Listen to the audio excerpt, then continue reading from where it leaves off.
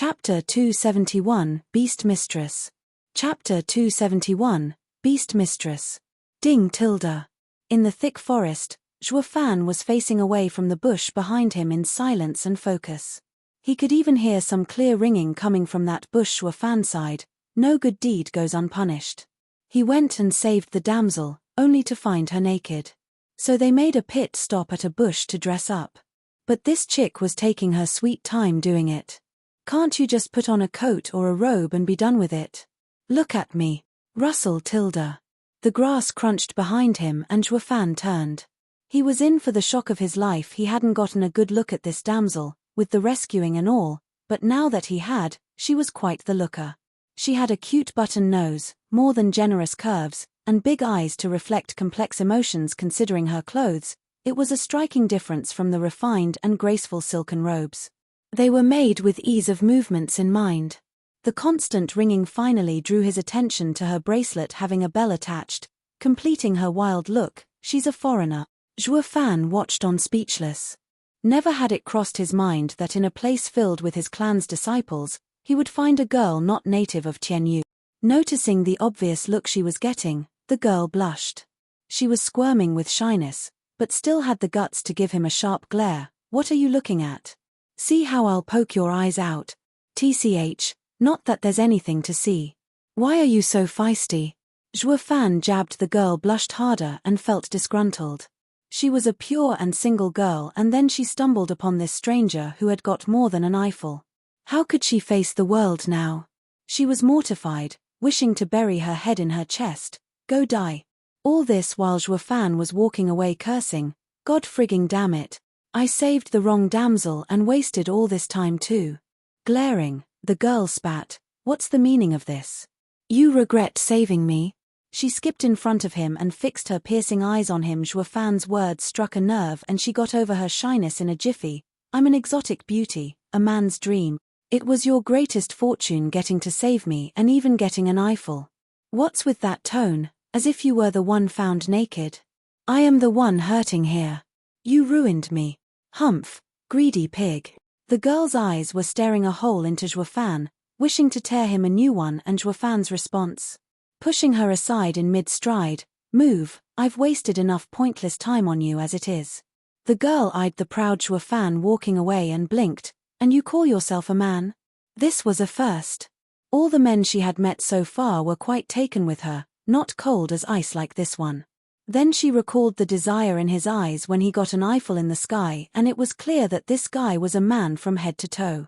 So why? Then it hit her. What was she doing looking hopeful instead of getting her due for staining a girl's reputation? Ah, how mortifying. She cupped her blushing cheeks, her mind drawing all kinds of untoward conclusions. Not that Zhuofan had a mind to care. He ignored this fated encounter and was this close to forgetting her as well. What was the point in remembering every bystander? Roar. A sudden gust signaled the appearance of a golden panther as it jumped down from a tree up above. It stared savagely at Zhuofan, baring its reeking fangs as well. Fourth level spiritual beast, mountain crossing golden panther. The girl cried in fear. Zhuofan only frowned with slight worry. With fourth level spiritual beasts being the order of the day on Beast King Mountain, he was plagued by what might happen to Yunhai. The girl figured Zhuofan was rooted to his spot from sheer terror and rushed to his rescue. The spiritual beast started laughing at Zhuofan's outlandish reaction. He, I scared the kid witless with my entrance. Perfect, it has been days since my last feast. Roar. The kitty pounced, its maw ready to swallow Zhuofan whole. Zhuofan smiled as his eyes were about to flash the danger away, just as a graceful figure jumped in front and blocked the savage beast. Ding tilde. The girl's bracelet rang melodiously as she faced that savage pair of eyes with her charm. The girl then started moving her waist to the ringing, just like a dance. All the beast could do was gawk in a trance at the dancing girl. Zhuofan was stunned. He never knew you could deal with spiritual beasts in such an outlandish way. Through dancing and soul power, one charmed their opponent. Humans were hardly affected, but spiritual beasts with their tiny minds gobbled it up on the spot. As the girl went along her dancing routine, the spiritual beast's head was lolling about and its eyes glazed. Then the girl clapped the savage beast's head cocked and slumped. The fear and dizziness in its eyes made a stark contrast with the contentment on its face. Left gasping, the girl wiped her brow. Zhuofan smiled. Ha ha ha, you're really something. This world sure is wide and there are many approaches to the same problem. Hey, don't just stand there and comment on my skill from your high horse. Snapping her glare on him, the girl said after a pause, looking at you, you're just a 9th layer bone tempering cultivator. No wonder this 4th level spiritual beast scared you silly. Right back at you. Who was it I wonder, that had her bear ass saved from that lake? Zhuofan snickered. The girl now had his full attention blushing. The girl stuck out her head. How is that the same? That thing in the water was a 6th level spiritual beast. Wait.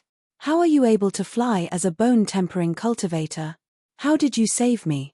I am in the 2nd layer of the profound heaven stage myself, but not even I could escape that monster. Finally getting her wits about her, she realized the sheer ridiculousness of it all.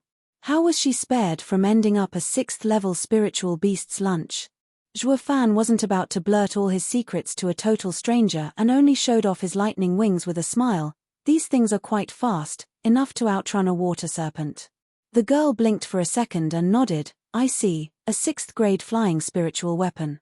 The sight of those lightning-streaked wings had the girl musing. Then she said in all seriousness, Oi, kid, since you saved me and I saved you, we're even. Zhuofan nodded.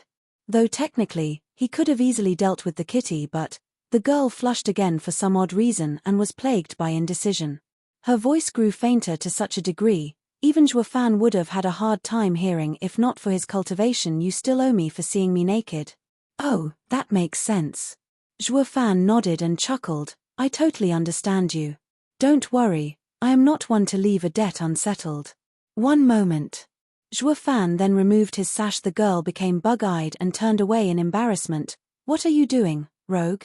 You said I took advantage of your plight, so I'm only returning the favor. This should make us even. Hey, rest easy, lady. I will definitely won't ask anything in return, including integrity. Zhuofan snickered, sizing the shivering lady with a curious eye. The girl was fuming now. Damn pervert. That's not what I meant. What else is there? You mean you want more? Zhuofan grinned. Fine, my magnanimous self will never be so petty as a certain girl. Go ahead, feel me up as much as you want. Ha ha ha, do as you wish with me, I won't complain. Really, not one peep. Artilda, rotten pervert. I've had it with you. The girl was stomping and pouting. I only want you to help me get some shaping spring. I don't need to see your shaping spring. Zhuofan's playful mood was gone, replaced by dead seriousness. This matter is starting to become interesting. Chapter 272, Shaping Spring. Chapter 272, Shaping Spring.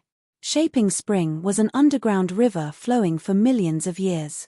Subjected to constant heat from the core, it was formed of Earth's essence and it was priceless. While Ice Heart Moon Soul of Shueqingjian was a peak water treasure of Yin, the Shaping Spring was a young water essence just like diamond sand. The Shaping Spring was among the best ingredients, if not the best itself.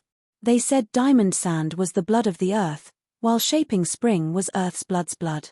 Diamond sand was a hard ingredient and Shaping Spring a soft one.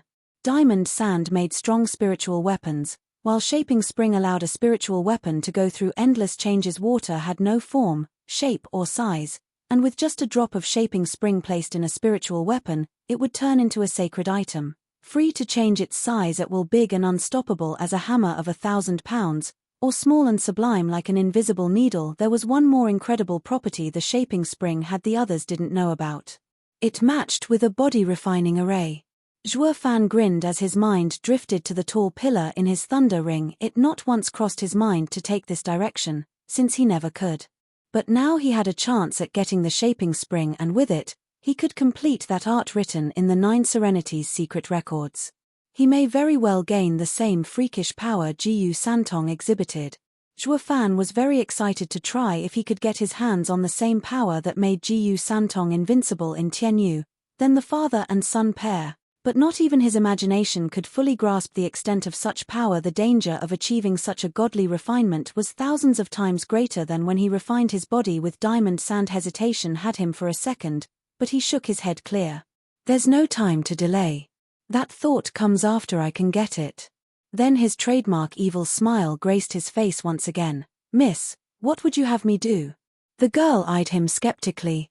Why is this punk so warm all of a sudden? Odd. But taking a look at Zhuofan's cultivation in the bone-tempering stage, her worries were put to rest. What could a 9th layer of bone-tempering stage possibly do when he only had a 6th-grade spiritual weapon built for speed? The girl smiled in kind. Come with me. Help me get the shaping spring, and what you did to me, it'll make us square. The girl blushed. Zhuofan nodded with the same hypocritical smile. As always, he felt like sighing. Oh, so many people judge me by my cultivation, only to be swallowed whole by me. This girlie is no different. He followed close behind her with a cold smile. For some very odd reason, she shivered from a creepy feeling striking her very core. Yet her response was to cock her head in bewilderment. Ah, another lady got duped.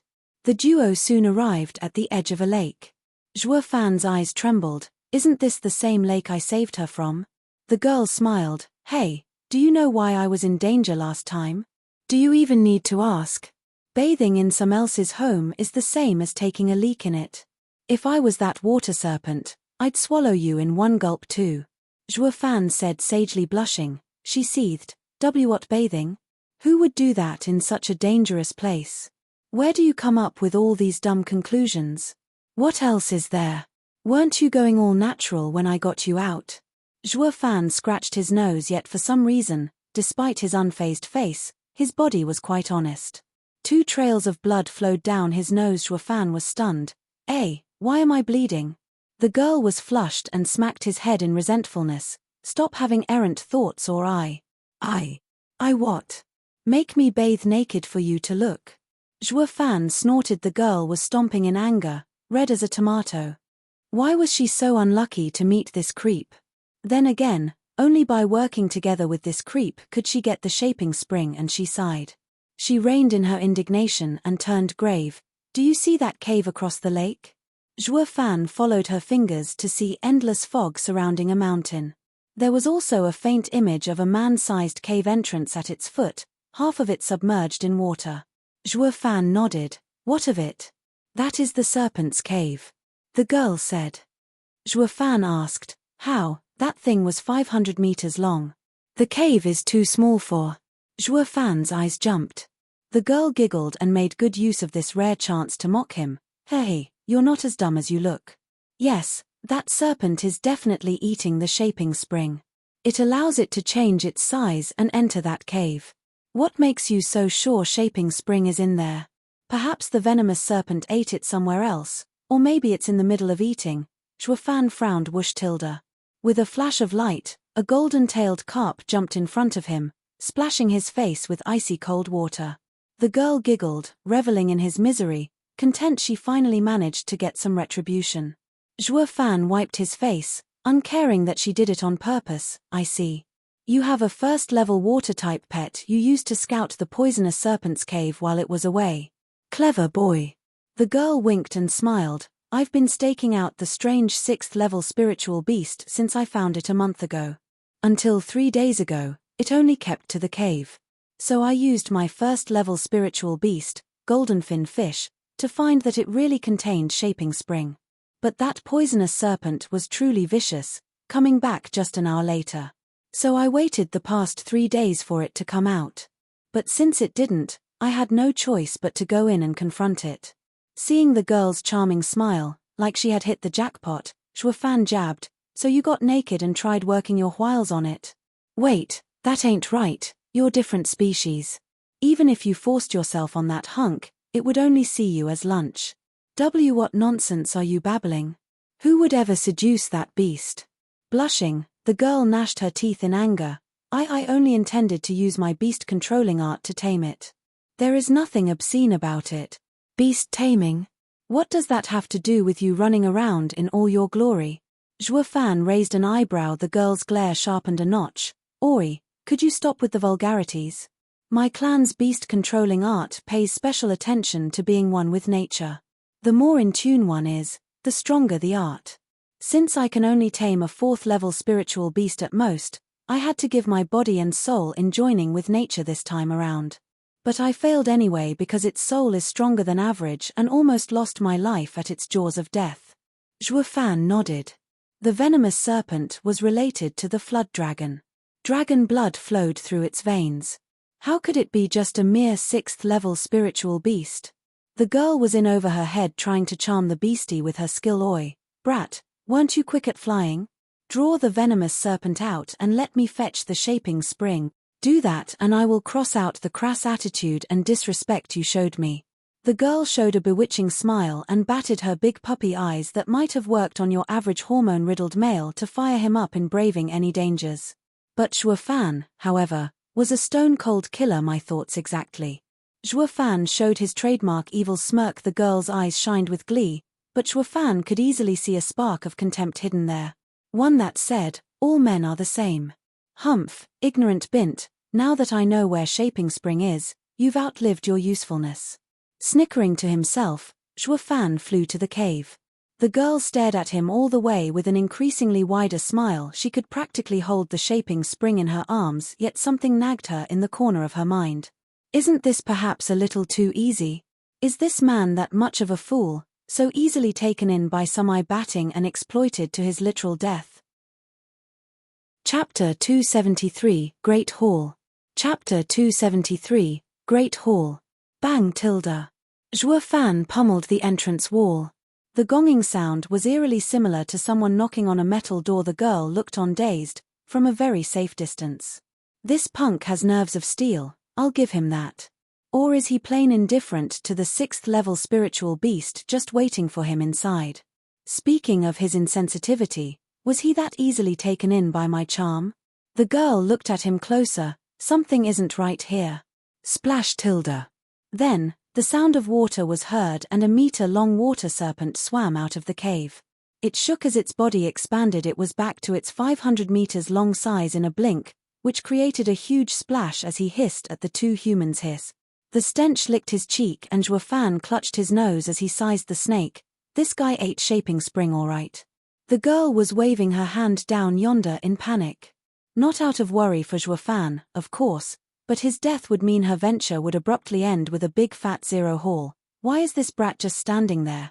Is he scared shitless? God damn it, why did I fail when I'm so close? The girl gnashed her teeth in annoyance. The venomous serpent thought the same, laughing out loud and looking with contempt. This brat must be so naive to knock at my home. Now that he has basked in my royal glory, he's scared witless. Ha ha ha, it's only natural. Even I am in awe of my glorious self most of the time, ha ha ha. Glancing at the delusional snake, and its wagging tail, Xue Fan could read him like a book. He grinned as he simply flew inside the cave. Guard this place and don't come in without my say. Xue Fan belittled this useless thing and just waltzed in. The venomous serpent was out of it from shock. What did he just say? To watch the door. The serpent was enraged. No one ever ignored it, least of all claim its cave like he owned the place. Ori, punk, do you have any idea whose home this is? Do you have a death wish? Hiss. The venomous serpent got closer to Xue Fan and hissed in his face. Covering him in drool, it hoped to knock some sense into him with its almighty majesty. The girl was soaked from fear. Run, you fool. Yet Xue Fan only had disdain in his eyes. He wiped the drool from his face and glared. Behave. The venomous serpent almost spat blood. It had never met someone so full of themselves to ignore it and even belittle it. It was royally pissed. The girl was scared witless. You behave, brat. You're pissing it off by telling it to watch the door. I get you want to die, but could you at least do it down yonder? Some of us still need to get in, you know? The guy's brains are on the frit. She sighed. She could practically see the kid torn into pieces by the angry venomous serpent, and that was what the serpent was about to do. Holy frigging balls. I've seen many dauntless, but none so boneheaded to not even care for their lives. They look for death or, better yet, they deserve death with such an idiotic stance. You're dead meat, so cut the act. Humph, as you wish, this king will send you off. Licking its sharp fangs, the venomous serpent hissed and went on to swallow him whole. With how the red mouth was covered in poison, Xue Fan would find himself melting the instant he touched it. The girl closed her eyes and looked away. She couldn't bear the horror that followed, yet Xue Fan was cool as a cucumber as the azure flame flashed in his eyes. A ripple racked the venomous serpent. Scared, The huge serpent froze in its place. He was soaked in sweat, even as his maw was right on top of Zhuofan, with fangs bared and all. And yet he just didn't chomp. The look in Zhuofan's eye got him so terrified, it started shivering. You're so feisty to not listen when you're ordered. Zhuofan shook his head as he went in like he owned the place, leaving the venomous serpent behind like a statue, scared and dumbfounded. What power was that? The serpent's heart was frantic. Spiritual beasts cared a lot about levels, more than the strength even. A 6th level spiritual beast's pup was no stronger than a 3rd level spiritual beast, but no 4th level spiritual beast would dare attack it. It was their inborn majestic aura doing its thing. No low level spiritual beast messed with a higher one, ever. It was etched in their bones, blood, and the like. As a 6th level spiritual beast, it was invincible here. A king lording over the masses. It had the right to pick on others, not the other way around. But it finally got his due in the form of Zhuofan. The guy flexed his power for a blink and scared the living daylights out of the snake. It had no clue what level of spiritual beast that power was equivalent to, but its blood told him to surrender and lay down all hostilities against Zhuofan. Damn it all to hell. What was that? He held such power that it made even a 6th level spiritual beast shake in its own skin. What savage beast could have such power? And why is it with a human? Is he perhaps a dreadful beast's young? The venomous serpent was sweating buckets. It was just like a beggar meeting an emperor, with only obedience in his heart. If it was told to guard the door, that was what it'd do. What was so bad about it anyway? It went to such an extent that the snake swam out of the cave and didn't even have the gall to look behind him, while the girl who had struck Zhuofan off as a dead man sneaked a peek all this time and was now dumbstruck. What the hell? Since when were vicious venomous serpents so meek? It's not only not entering the cave, but was even posing as a damn watchdog. How in bloody hell did a bone-tempering cultivator do this? Does he also have a secret beast-taming art? The girl cocked her head, glancing at Zhuofan, going further in with amazement and more than a little curiosity. This brat isn't as dumb as he looks. He may very well not have needed my help with the 4th level spiritual beast as well. Wait, if he's so strong and all, why is he hiding it? Is he planning to take it all for himself? The girl panicked and stomped in anger. Her wish to go in there herself was curbed by the venomous serpent guard at the door. This time she was close to blowing a gasket. She had wasted a month staking out this place, only to let another person reap the reward. I was hustled. She then pouted and slumped on the ground, sulking. Back to Zhuofan, the man in question soon arrived at the end of the cave. The view here shocked him senseless. The cave was your average hole in the mountain, opening into a room 1,000 square meters in size, but the dazzling scene was breathtaking. He came here for shaping spring and actually found so many high-grade herbs. There were 100 8th grade and at least 1,000 7th grade herbs. Such haul could contest with the 7 houses' stores, if not even imperial families. Holy Mother of God! True wealth truly comes from nature. He assumed these were all gathered by the snaky, but why didn't he eat them? To last him through the winter? More for me, I guess. Hee. Without further ado, and not caring for the beast outside, he pocketed all herbs with a wave. He even went to every corner and made sure he didn't miss anything. Zhuofan cackled like mad for such a great haul. It echoed along the cave walls and traveled outside. Venomous serpent's heart sank and tears fell from his eyes. The girl heard the cackle as well and almost sank into depression. Those were supposed to be mine. Having already scouted the cave with her pet fish, she knew what a jackpot that cave held. She didn't tell Zhuofan about it in fear he'd want a bite as well, and now? He didn't just take a bite but swallowed it whole. The girl was wallowing in misery, tears threatening to burst out of her clear eyes. Chapter 274, Divine Eye of the Void's Second Stage. Chapter 274, Divine Eye of the Void's Second Stage. Whoosh tilde. Zhuofan drifted around in the cave, waving his ring in every direction. He could feel joy bubbling out of him with every precious ingredient being tucked away in the safe confines of his ring. He just came to Beast King Mountain and had already made a killing. This is the best goddamn omen of all. Zhuofan cackled, his sound chilling the snake and human outside to the bone. After he had made sure nothing was left unappropriated, Zhuofan began his search for shaping spring in earnest. His soul sense spread to every corner. Then Zhuofan rushed deeper. Standing next to a hot spring, He watched the bottom of the spring in shock, an all-natural hot spring. It was 10 meters wide and had hot water coming out from the wall in front. But what was truly amazing was the thick white layer at the bottom of it. Fan knew right away that this was shaping spring. Isn't it a bit too much? Not even he had hoped to find so much of the underground miraculous treasure. Just a vial of the stuff could buy you a town. He'd be happy with just a bowl. But he didn't just get a bowl, he instead got a whole tub. He could literally bathe in it. Fan shuddered from excitement. Thinking back on this mountain, he realized that only after billions of years of accumulation could have gathered so much of shaping spring. There would have been even more of it if not for a certain snake sampling it. This is enough as it is. Anyways, one shouldn't be too greedy. It's bad for health. Fan chuckled at his egotistical thinking. Any who heard him would have spat blood. If you're not greedy, then the people in this world are all altruists. Humph, greedy pig. Plop. With a laugh, Fan jumped right in. He sank until the shaping spring reached his waist. Fan quirked his eyebrows in glee. So deep. There was even more of the shaping spring than he thought was possible. Fan went right down to business. Taking out bottles and filling them with the stuff before throwing them into his ring. Fan's face always sported that dumb grin throughout this ordeal, smiling from ear to ear. I hit pay dirt coming to this Beast King mountain. It's totally worth it even if I don't get that brimming sacred pill. Ha ha ha. Fan's laughter echoed throughout the cave. Bam. While he was hauling his booty, he touched upon something. It didn't sound like a rock, but something hollow. He groped around blindly before taking out a blue vial.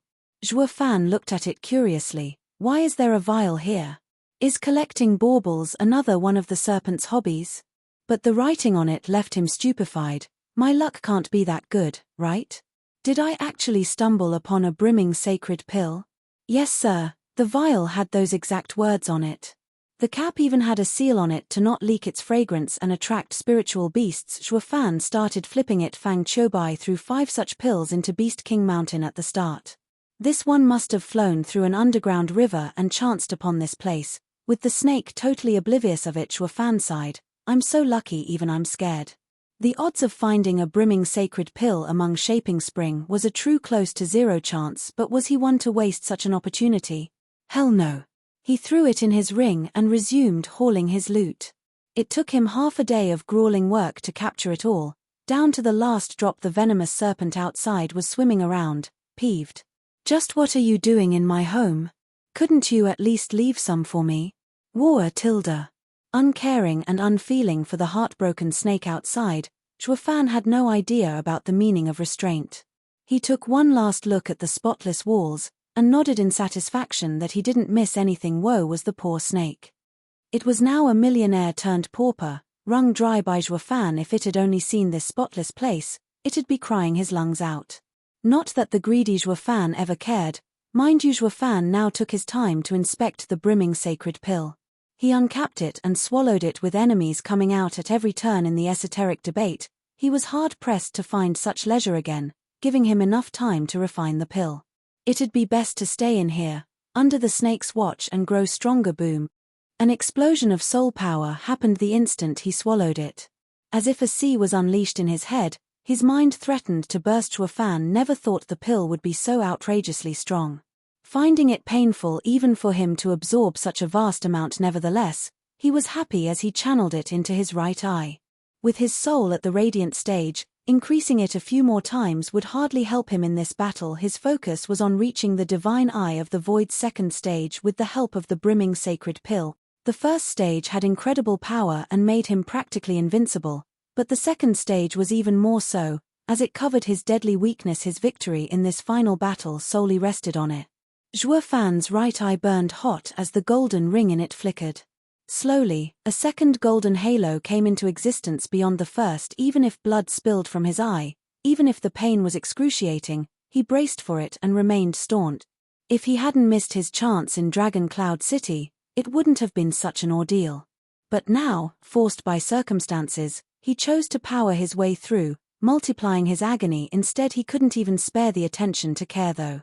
Even as he bled from his eye, even as he was soaked in sweat, he still remained firmly seated on the ground. Over the next couple of days, Fan was in constant frown and veins bulged on his forehead.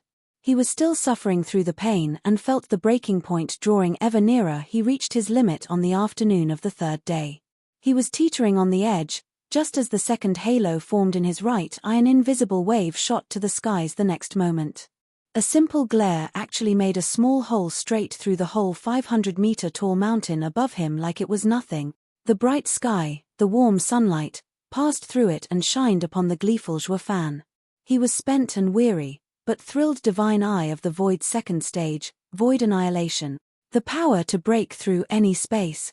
Even trapped in an array or space, he'd now have no problem blowing his way out, all thanks to a little help from something called Divine Eye of the Void's second stage. Ha ha ha, awesome. I am truly invincible now. Zhuo Fan cackled, but fell the instant he tried getting up. He guessed that he would have to wait as tending to his soul came first. A great deal of his soul power was used on breaking through, and it was now time to use the rest to cultivate. So he sat cross-legged again the next day, his soul spread around and found everything to be far clearer. He realized the range had increased to 2 miles and flew out of the cave. He had struck the motherlode coming to Beast King Mountain. Whoosh! Shooting out of the cave with a thunderclap, he ignored the snake and took to the skies with his nemesis finally out. The venomous serpent shrank his size and entered the cave. The empty and spotless place left him wailing in rage. The hoard he grew throughout his life was gone, just like that. Even shaping spring was picked clean. He licked the hot spring and found not a drop remaining. The snake wailed, "He is worse than a bandit." But then he noticed the bright sky above and almost fainted from anger. Blast it all to hell. Have you no restraint? You already cleaned me out and now you go as far as punching holes in my home? What did I ever do to you? War tilde. Chapter 275 Ruler of the World. Chapter 275 Ruler of the World. Whoosh. Thunder cracked across the bright sky, announcing Zhuo Fan's lightning-fast flight, his face pleased as punch. What was that saying? One good deed deserves another. Yeah, that's the one. I saved that annoying lass, and nature replied in kind from her bountiful bosom. I'll have to rethink my approach and spread kindness from now on. Ha ha ha. Zhuo Fan cackled. Then he spotted the same girl not far ahead. She figured he was going to take off and waited for him outside. Oh, miss, do you need something? Zhuo Fan raised an eyebrow. Fuming mad, she said, hand it over. Hand what over? Zhuo Fan played dumb. The girl barked, shaping spring and those herbs. Think I am so stupid not to realize what you've been doing in there. But I am a woman of morals, so I won't bicker. According to the laws of the cultivation world, half belongs to me by right. Bint, no can do. Zhuo Fan shook his head. You said giving you half is fair, but why would I ever do that? The lady played the kicked puppy card. But I found it. First come first serve. If it weren't for me, you'd never get them. So give me my fair share. The girl panicked. Zhuo Fan smiled. Did you forget I saved you? To repay me you showed me the treasury. Now we're even, boo-bye. Zhuo Fan left laughing, but the lady blocked him again with a snarl. You damn bastard. Out of respect for saving me, I wasn't going to argue with you and split the haul evenly. But you just don't know when to quit.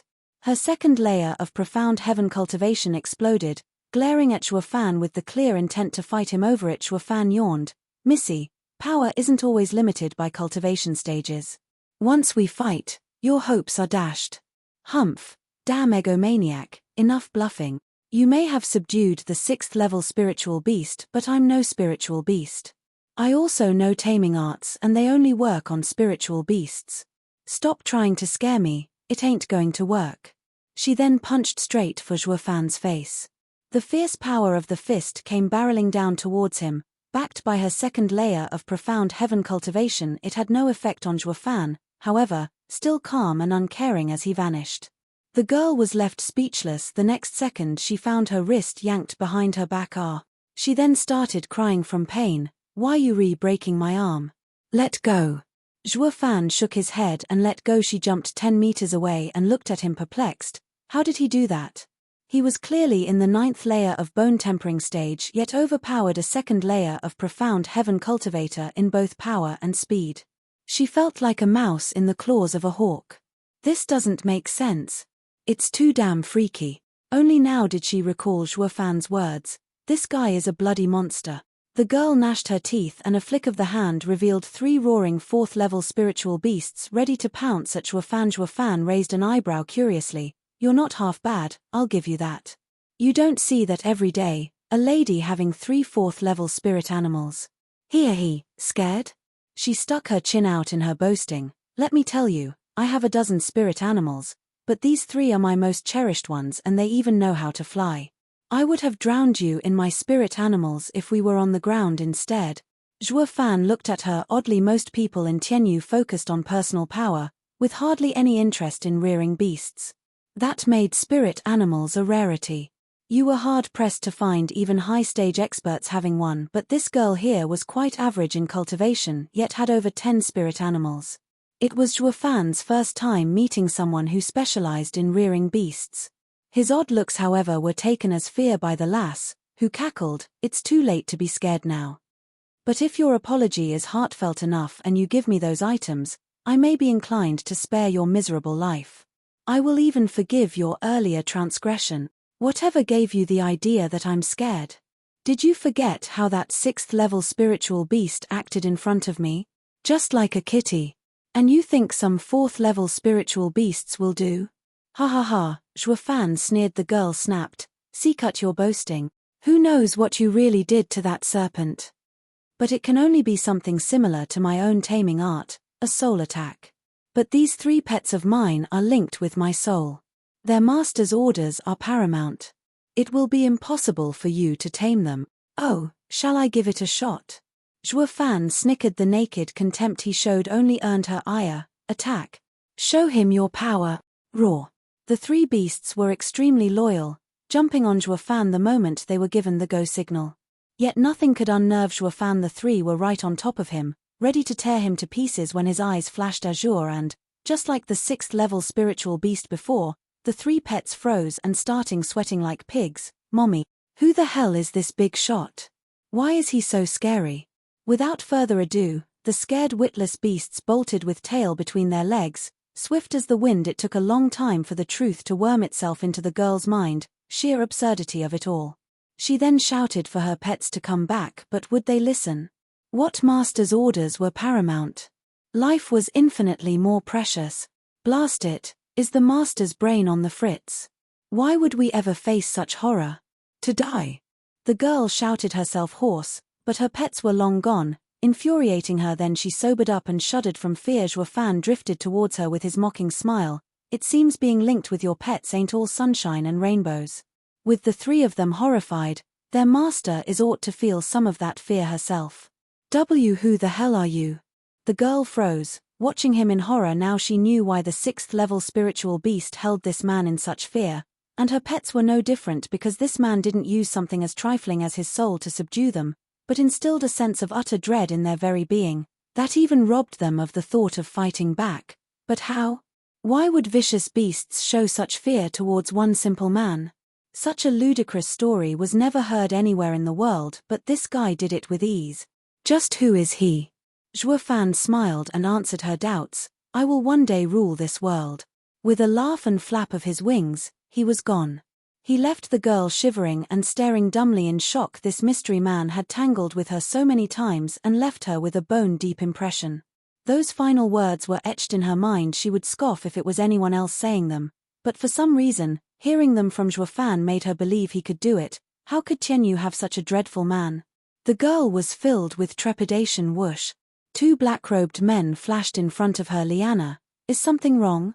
one asked, while the other followed with, "Young miss, are you all right?" She only looked at them with fear in her eyes. "Brother, Tianyu isn't something we can just attack. It's best that we fall back." Then her vision blurred and she fell unconscious. The 2 held her in worry, calling out to her. What did she mean? Chapter 276, Plight.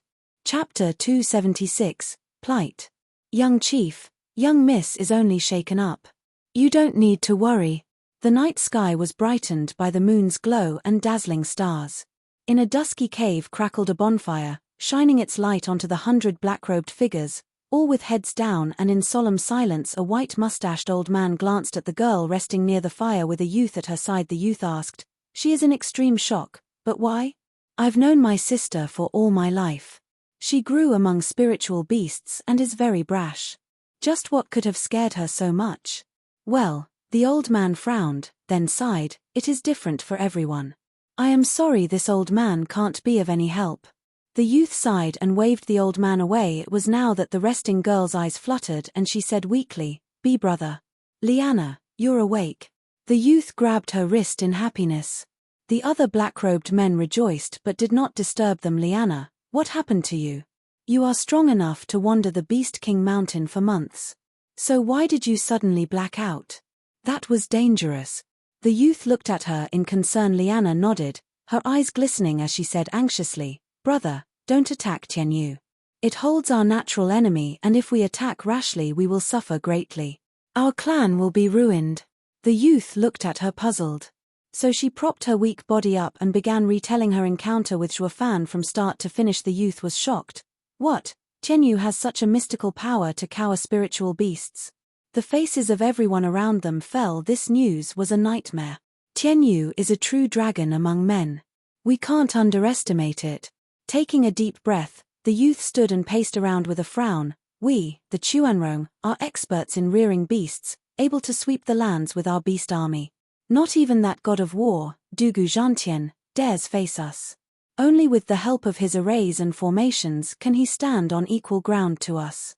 But if Tianyu has someone capable of instilling fear into beasts, to the point they'd go against their master's orders, our beast army will collapse in a heartbeat." The others nodded, having reached the same dreadful conclusion.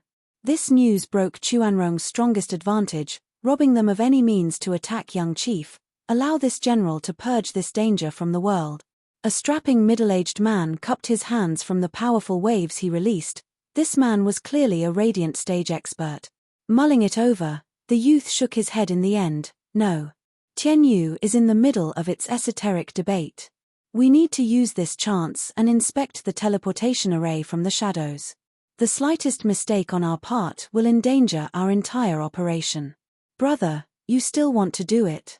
"But that guy," Liana spoke in worry. The youth came to a decision. "All the more reason. If we can't conquer Tianyu, we will never get the chance again and will lose every future war." They all nodded solemnly. Liana sighed. "But brother, is that man truly trustworthy? Can we really take Tianyu in one move?" "Ha ha ha, Liana, and everyone needs to relax. There is no better spy in Tianyu than that man." The youth cackled. As if the world was his oyster. Back to Zhuofan, he was still flying among the clouds in search of Luo Yunhai and the rest. Suddenly, his nose twitched and he changed directions. Blood. Whoosh. Zhuofan landed near a river soaked in blood and bodies coming from upstream. The wounds on the bodies clearly showed they were man-made. A great battle must be underway upstream, and he rushed to investigate. His discerning field was strong enough to scout 2 miles ahead in great detail. He could even see what was behind those 2 mountains in front. Zhuofan bypassed them with his senses and saw a great deal of men gathered at the mouth of a valley. From their signatures, he easily identified them as Luo Yunhai, Xuaningxiang, and other second- and third-rate clans. Outside the valley entrance were the vassals of the Regent Estates faction, forcing Yunhai's group into the valley. He had no clue who they were, but their leader couldn't be more familiar. Zhuofan snickered. "Oh my, now a cripple goes out hunting? You must have a death wish." "Quite right." The man leading the attack on Luo Yunhai was Forest Fleeting Dragon, Lin Shenfeng.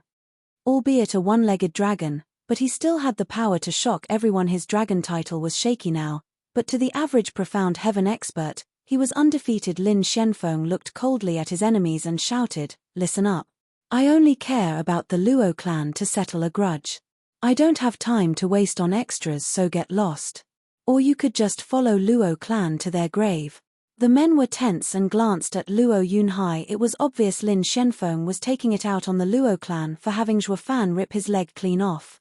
Their grudges had nothing to do with these second-rate clans. Although vassals of Drifting Flowers Edifices, Sword Marquis Abode, and Veiled Dragon Pavilion were allies of Luo clan, they were nonetheless far from willing to pay the ultimate sacrifice in defending them. Luo Yunhai knew this as well as he said solemnly, "Our meeting was pure chance, friends. There's no need to implicate yourself as well. If you wish. Useless cripple, our fate lies with the Luo clan. You don't scare us." Why don't you pick on Big Brother Zhuo if you have the gut? The charming voice cut Luo Yunhai off, with a brash and arrogant tone. Her allies were scared witless. Young miss, if you want to defend Luo clan and die, go right ahead, we won't stop you. But could you please not drag us into this as well? And why are you even mentioning that guy's name? Are you trying to piss off Lin Shenfeng some more? How are we supposed to face that whirlwind, Lin Shenfeng? They all felt like crying, having their lifeline cut off without remorse. Shui Gang and Shui Lin looked at Shui Ningxiang with a shake of their heads. They knew she liked Shui Fan, but going as far as ticking off Lin Shenfeng was the worst-case scenario. Luo Yunhai looked at Shui Ningxiang, moved. Sister Ninga, thank you. What thanks? Without Big Brother Zhuo around, it falls to me to keep you safe. Shui Ningxiang patted her chest with a prideful face. She was happy as long as she could do anything for Zhuo Fan, and yet her brothers were crying inside. Damn brat. How can you look after someone when you're constantly being looked after? Moreover, Luo Yunhai and his 10 guards are stronger than any of us. How can we even protect them? Luo Yunhai scratched his nose. I am grateful for Sister Ninga's good intentions. But it's best if I take Big Brother Zhuo's place and look after you. Ninga patted Luo Yunhai's head and smiled. Never mind protecting me, since Big Brother Zhuo is surely just around a corner, ready to jump in and save me. Luo Yunhai was puzzled. Ninga showed her thunder ring with a smile. Each time I'm in danger, the thunder ring flashes, and that means Big Brother Zhuo is here. Luo Yunhai sighed at how innocent and naive she was, even delusional some might say. It would be best if Big Brother Zhuo comes in the nick of time. But if you think he's going to show up each time you're in danger, won't you treat your life as a joke? Her brothers knew this as well and tried reasoning with her, but Shui Ningxiang turned a deaf ear. A girl's fairy tale was impossible to dispel. Shui Ningxiang's choice of words sure got the obvious reaction out of Lin Shenfeng. He was pissed and filled with bloodthirst. Young Master Lin, his men glanced at him. Lin Xuanfeng's eyes were bloodshot as he barked, ignorant brat. Just kill them all and be done with them. His roar resounded in Luo Yunhai's group's ears, scaring them. Only Shui Ningxiang was closely watching Thunder Ring for any signs, waiting for that spark of hope. Chapter 277, Breakout. Chapter 277, Breakout. Kill. The war cry signaled the enemy's charge into the valley entrance. The thick bloodthirst in the air was that from a stampede of enraged bulls. The pressure was too great even for a profound heaven expert to hold on, making it harder to breathe. They all turned pale as paper. Not only was the enemy outnumbering them many times over, but they even had the strength advantage. How were they going to come out of this one? Even Luo Yunhai, who alongside the 4 tigers saw charging armies on an almost daily basis, was affected. Their side was at a gross disadvantage, be it in terrain or numbers. None of it worked in their favor. In war tactics, this situation could only be overcome by forcing one's way through if one wanted to get out alive. His jaw set, Luo Yunhai turned to his side, teetering on the verge of collapse, and shouted, "Everyone, don't all of you have someone here you wish to protect?" That caught their attention. Luo Yunhai's eyes flashed. "They may outnumber us, but they are rabble. I can help you get your loved ones out safely. They will be in the center while we form a circle around them as we break out of the enemy attack. We will likely lose our lives, but our loved ones will have the highest chance at survival." The dead eyes of his group finally sparked with a glimmer of hope. "Brother, go in the middle, I'll protect you." "Foolish child, I'm the big brother. How can I let you give your life for me? It is my duty to keep you alive." "Brother," the younger brother's eyes glistened. "Sister, stay close to the center and don't fall behind." Another brother patted his younger sister's shoulder. "Brother-in-law, go in the middle. I'll get you out for sure." "Silly boy, how can I live if you died? How will I face your sister?" the man said to his wife's younger brother.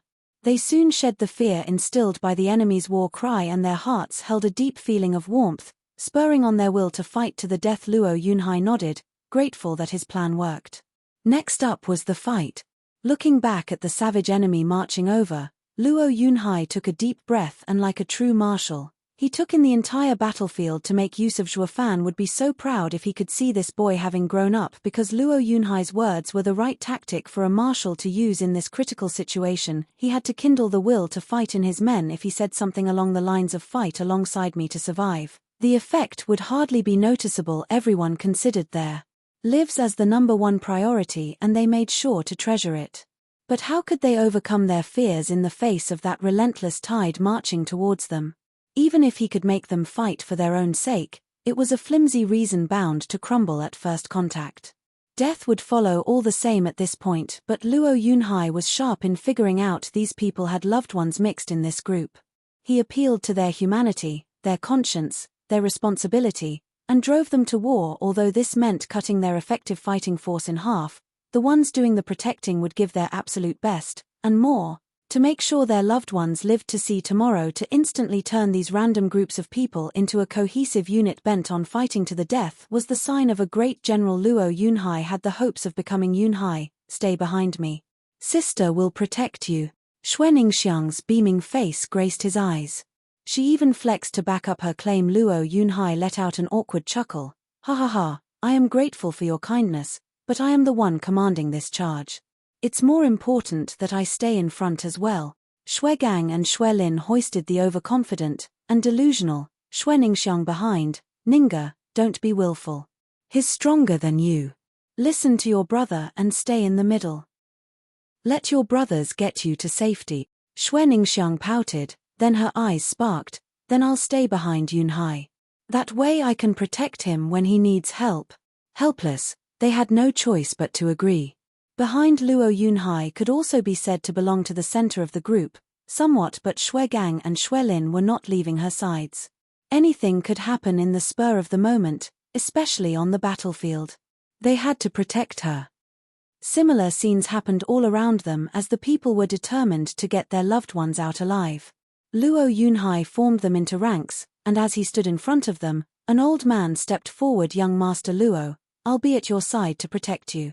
If I am to fall, please send my words to Grandmaster Zhuo. My greatest regret is that I wasn't good enough to have him as my master. The old man shook his head. Zhuo Fan would have a nice dumbstruck face if he was here. Wasn't this old guy the same Liu Yizhen, who competed alongside Yang Song in the 100-pill meeting? He wanted to be Zhuo Fan's disciple, but Zhuo Fan wouldn't hear it. But how did he end up here then? Luo Yunhai sighed. Grandmaster Liu is so determined. If not for Sir's guards, we'd have long been mere corpses on the ground. As long as we get out alive, I will think of a way to make Big Brother Zhuo receive you. Thank you, young Master Luo. Grandmaster Liu nodded sadly. Let's talk about this after we survive. Either way, being able to show my respect to Grandmaster Zhuo by helping him is gratification enough. Luo Yunhai nodded. Grandmaster Liu is so honest and righteous. Kill tilde. The howls of war drew nearer. Luo Yunhai faced the enemy as the leader of his men, waiting. When the enemy was at the 100-meter mark, he led his own charge. For our loved ones, charge. Roar. Thunderous shouts echoed his own battle spirit, and they rushed on like a tide. The enemy was baffled at the sudden development. Even as the sides clashed, boom, their morale sank to half in a blink.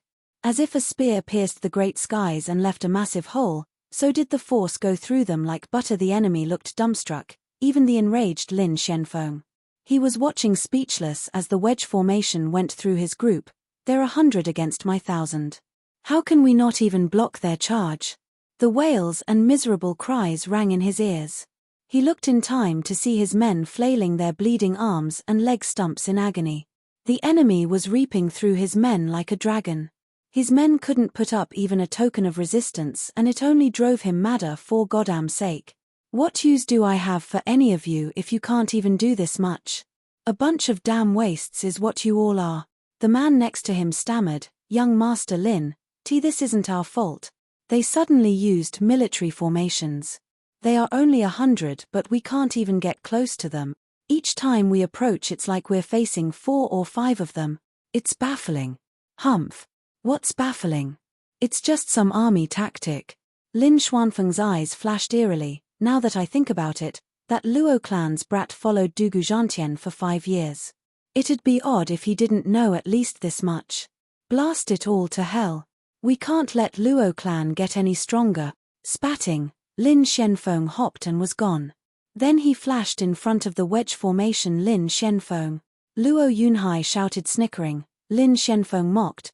Brat, You think you're so great now that you've been by Dugu Zhantian's side for a couple of years? You take me for a weakling? Think you can get away alive with just this? Hey, first I'll break your army, then I'll break your skull. Lin Xianfeng snickered and was gone again before anyone could react. He flashed in the middle of their formation and a blue tornado sprung up. It grew until it swallowed them all, careening them into the air and breaking the formation. Luo Yunhai looked up from the ground in shock. Even after Zhuo Fan ripped his leg off, Lin Xianfeng had the power to face so many people. He really was one of the 6 dragons and 1 phoenix, forest fleeting dragon. He broke their formation and flung them scattered among the enemy. They were doomed. Luo Yunhai's heart sank, his final hope leaving him. What was left was to wait and have their lives reaped. Chapter 277, Breakout. August 3, 2021. Index, Patreon. Elite Coder. Kill. The war cry signaled the enemy's charge into the valley entrance. The thick bloodthirst in the air was that from a stampede of enraged bulls. The pressure was too great even for a profound heaven expert to hold on, making it harder to breathe. They all turned pale as paper. Not only was the enemy outnumbering them many times over, but they even had the strength advantage. How were they going to come out of this one? Even Luo Yunhai, who alongside the 4 tigers saw charging armies on an almost daily basis, was affected. Their side was at a gross disadvantage, be it in terrain or numbers. None of it worked in their favor. In war tactics, this situation could only be overcome by forcing one's way through. If one wanted to get out alive, his jaw set. Luo Yunhai turned to his side, teetering on the verge of collapse, and shouted, "Everyone, don't all of you have someone here you wish to protect?" That caught their attention. Luo Yunhai's eyes flashed. "They may outnumber us, but they are rabble. I can help you get your loved ones out safely. They will be in the center while we form a circle around them as we break out of the enemy attack. We will likely lose our lives, but our loved ones will have the highest chance at survival." The dead eyes of his group finally sparked with a glimmer of hope. "Brother, go in the middle, I'll protect you." "Foolish child, I'm the big brother. How can I let you give your life for me? It is my duty to keep you alive."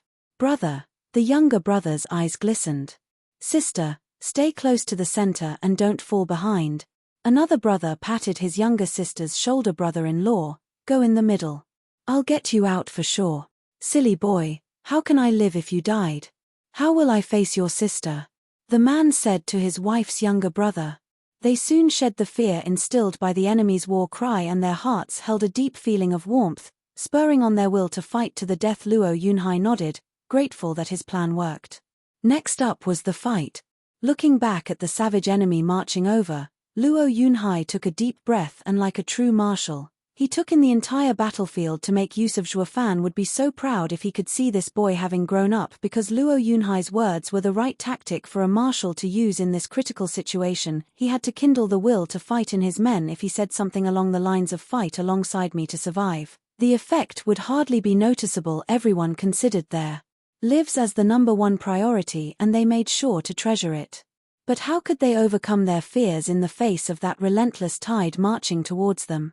Even if he could make them fight for their own sake, it was a flimsy reason bound to crumble at first contact. Death would follow all the same at this point, but Luo Yunhai was sharp in figuring out these people had loved ones mixed in this group.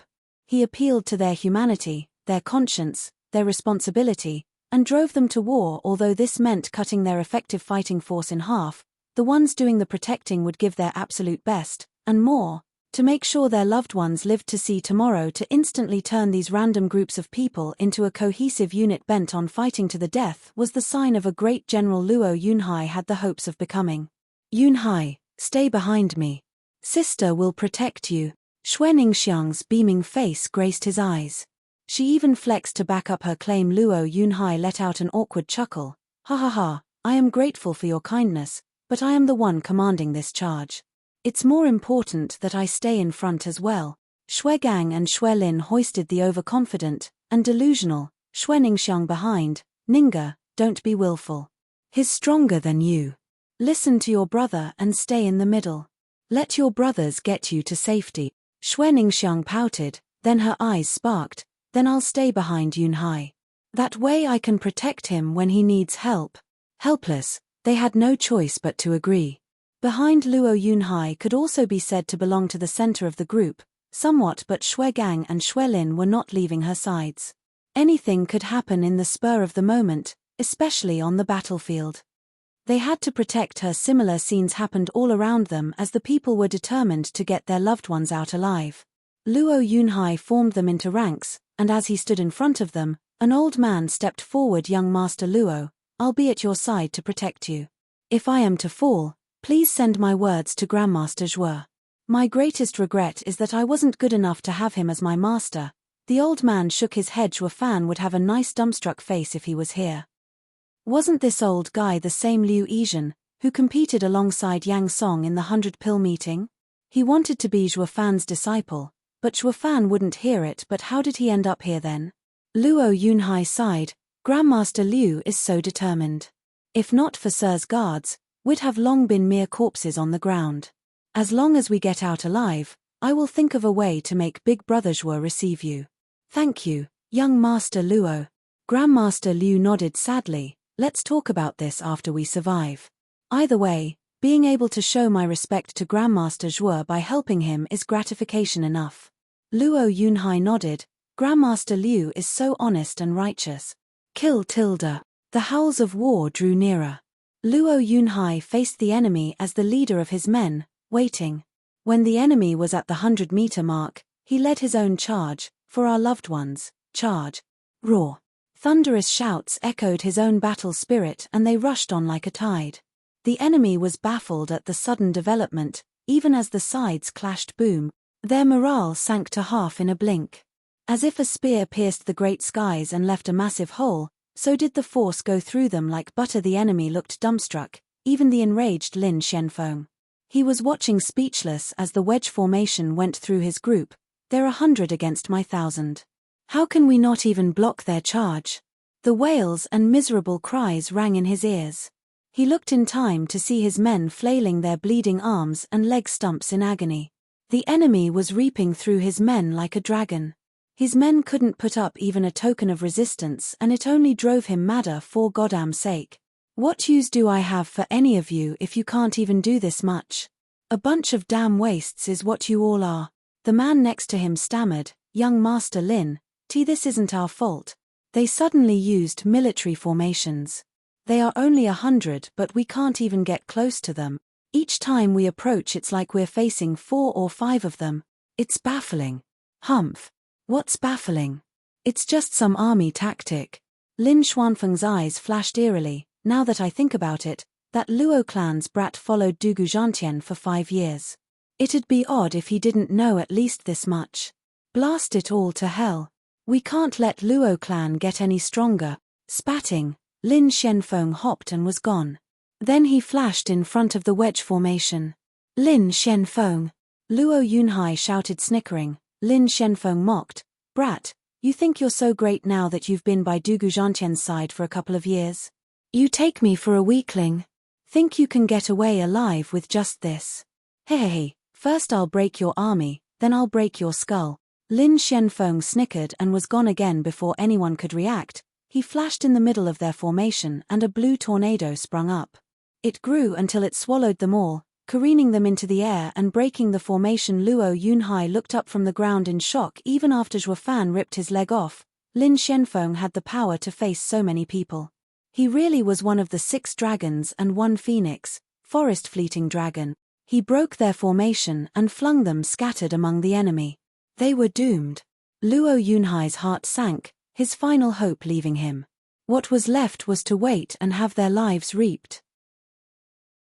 Chapter 278, Void Annihilation's Power. Chapter 278, Void Annihilation's Power. The cries of agony pierced the skies as the enemy began its slaughter. With their formation broken and outnumbered 10 to 1, their hopes of surviving were dashed. Just like a mouse squeezed around by a mighty dragon, their will to fight had collapsed, replaced by utter despair. Luo Yunhai gnashed his teeth and got onto his feet. He wanted to reorganize his ranks. He wasn't about to give up as long as there was an inkling of hope, but as soon as he got to his feet, he was kicked flying, with blood flowing from his lips. Coughing blood, Luo Yunhai glared at the cocky and snickering Lin Shenfeng. Hey, brat, your finish. So behave and wait there for me to take your head and present it to Zhuofan. I wonder what face he'll make, ha ha ha. Humph, let's see you try. You think the next time he'll stop at one leg? Luo Yunhai retorted in mockery. Lin Xuanfeng's mood sank dangerously low. His life was smooth sailing, the pride of merry woods. No one ever showed any disrespect to someone of his talent. Then he met Zhuofan, and everything spiraled out of control, him becoming a laughing stock. His leg was ripped off, and hence he suffered endless ridicule that had affected his state of mind to such a degree that it had cast a shadow over him. Not even he wanted to admit such a disgrace happened to him, and yet Luo Yunhai went on poking his sore spot, earning his wrath. Damn punk. You think we can't deal with that Zhuofan? Humph, let me tell you, we've long been ready to end him. He's living on borrowed time. You're the first to go, and the bastard will soon follow you to your grave. Lin Xianfeng lifted his yuan qi-soaked palm, winding up for the finale. Luo Yunhai was worried, his fists clenched, but not over his safety. It was for Zhuofan's. He sensed from Lin Xuanfeng's tone that those words weren't empty threats. They may very well have grasped Zhuofan's weakness. He had to warn Zhuofan before it was too late. How was he going to do that though, when he was too powerless to even protect himself? Luo Yunhai's inner conflict left him in a mess. Lin Xianfeng took it as fear. Ha ha ha, here I thought you'd be a man of courage, having followed Dugu Zhantian for years, but deep down, you're just a spineless coward. Don't worry, I'll leave your corpse intact, out of respect for Dugu Zhantian. Lin Xianfeng launched his palm attack like a fierce storm. Stop. No one can harm the Luo clan's young master. An aged voice shouted, just as a red-hot flame shot for Lin Xianfeng. Lin Xianfeng only snickered. Liu Yizhen came to the rescue, with his 4th-level spiritual beast flame, but his flame looked nothing more than a candle to Lin Xianfeng. You senile old fool dare mess in my affairs? Get lost. Thump. A flick of the hand had a blue wind scatter the flimsy flame to nothing. Liu Yizhen spat blood and collapsed, pale grinning. Lin Xianfeng turned to Luo Yunhai. No one's gonna save you now. Stop. It was a delicate voice this time. Xue Ningxiang popped out of nowhere and stood between them. You'll have to go through me first. You again. Squinting, he clearly recalled Xue Ningxiang shouting cripple left and right. Humph, don't you worry. Once I'm through with him, you're next. Ninga. Xue Gang and Xue Lin rushed over, but Lin Xuanfeng's flick of the hand left them sprawling and heavily wounded. With a twisted smile, a promise of cruelty that was to come, Lin Xuanfeng's yuan qi exploded, and stay down. Humph, we won't die. Big brother Zhuo will save us. Xue Ningxiang faced him without an ounce of fear. Lin Xianfeng jerked, looking around frantic. Zhuofan, where? Is he close? Xue Ningxiang laughed. Ha ha ha, how the mighty have fallen. I knew you're scared of big brother Zhuo. Luo Yunhai shook his head apparently. Zhuofan did more than simply pull a leg. He had also scarred the guy mentally. You damn brat dare to lie to me. Zhuofan would never stand still in this situation if he was here. Lin Xuanfeng's anger flared. Two brats got the best of the grand and mighty forest fleeting dragon. They had scared him just by mentioning Zhuofan. He would never hear the end of it if word got out. Lin Xuanfeng's eyes looked at Xue Ningxiang with bloodthirst, wishing nothing more than to wring her pretty neck. Blasted bint. You 2ve been a pain in my rear from the moment we met. Lin Xuanfeng's hand was wrapped in a blue wind and slapped at Xue Ningxiang's chest. Luo Yunhai was too hurt to try and stop him. He could only watch the sinister palm inching towards Xue Ningxiang's chest. Big brother Zhuo. Xue Ningxiang cried, her eyes focused on the dead thunder ring. Then she closed her eyes and prayed for a miracle. Luo Yunhai could only sigh. Zhuofan was no god. It was impossible for him to watch over her around the clock like a guardian angel. Xue Gang and Xue Lin crawled on while bleeding in a desperate attempt to reach her. Why was their foolish sister so zealous in her faith? The last 2 times were sheer coincidences. Zhuofan won't always watch over you when you need him the most. So why are you so stubborn? Lin Xianfeng laughed. Zhuofan won't come brat. Die, ha ha ha. Though clueless, their entire drama was laid before Zhuofan's eyes. 2 miles out, thanks to his soul sense, he saw how Xue Ningxiang and Luo Yunhai were together, and he also saw Lin Xuanfeng's strike closing in on them. Zhuofan's right eye flashed with 2 golden halos and an invisible beam shot out, passing through any and all obstacles, straight for its target. Divine Eye of the Void's second stage. Void annihilation whoosh. It shot fast as light, passing through everything like they were nothing in the middle of the slaughter. A hum became apparent as a sudden hole appeared on the men in its path. Without any warning, blood flowed even as the men were oblivious to their doom. It was just too fast, too sudden. Lin Xuanfeng's hand was inches from Xuanxiang when the hum passed, robbing him of his hand. It left behind a bleeding stump. Lin Xuanfeng was too dumbstruck to even react. What was that? Why is my hand gone? He didn't even feel a thing. One moment it was there, and poof, gone the next. It was faster than getting it chopped off. Xuanxiang and Luo Yunhai were equally baffled. Lin Xuanfeng stiffly looked around to see a line of men with oddly missing parts of their bodies, bleeding out. Looking further, he saw a hole in the valley's side, black as night. Zhuo Fan used void annihilation from 2 miles away to rob his hand and anything in its path. It was an all-powerful ability able to target anyone regardless of distance. Zhuo Fan's enemies would never know rest if they knew he possessed such divine might. Or the moment they dropped their guard, their chest would sport a sudden extra-large hole. Not that Lin Xuanfeng knew that. He only looked at the black hole in dread. This is too freaky. What the hell was that? Who could possibly kill so many men in a blink? It even exceeded Forest Fleeting Dragon's reaction and robbed him off his hand.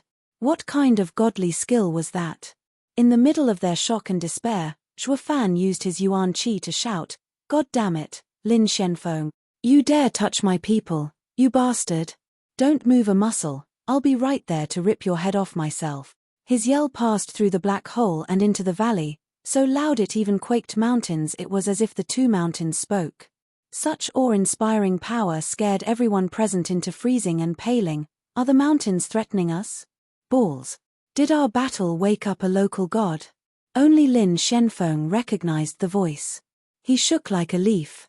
He would never forget the owner of that voice in his life, the same soaring demonic dragon who ripped off his leg. Chapter 279, Godlike.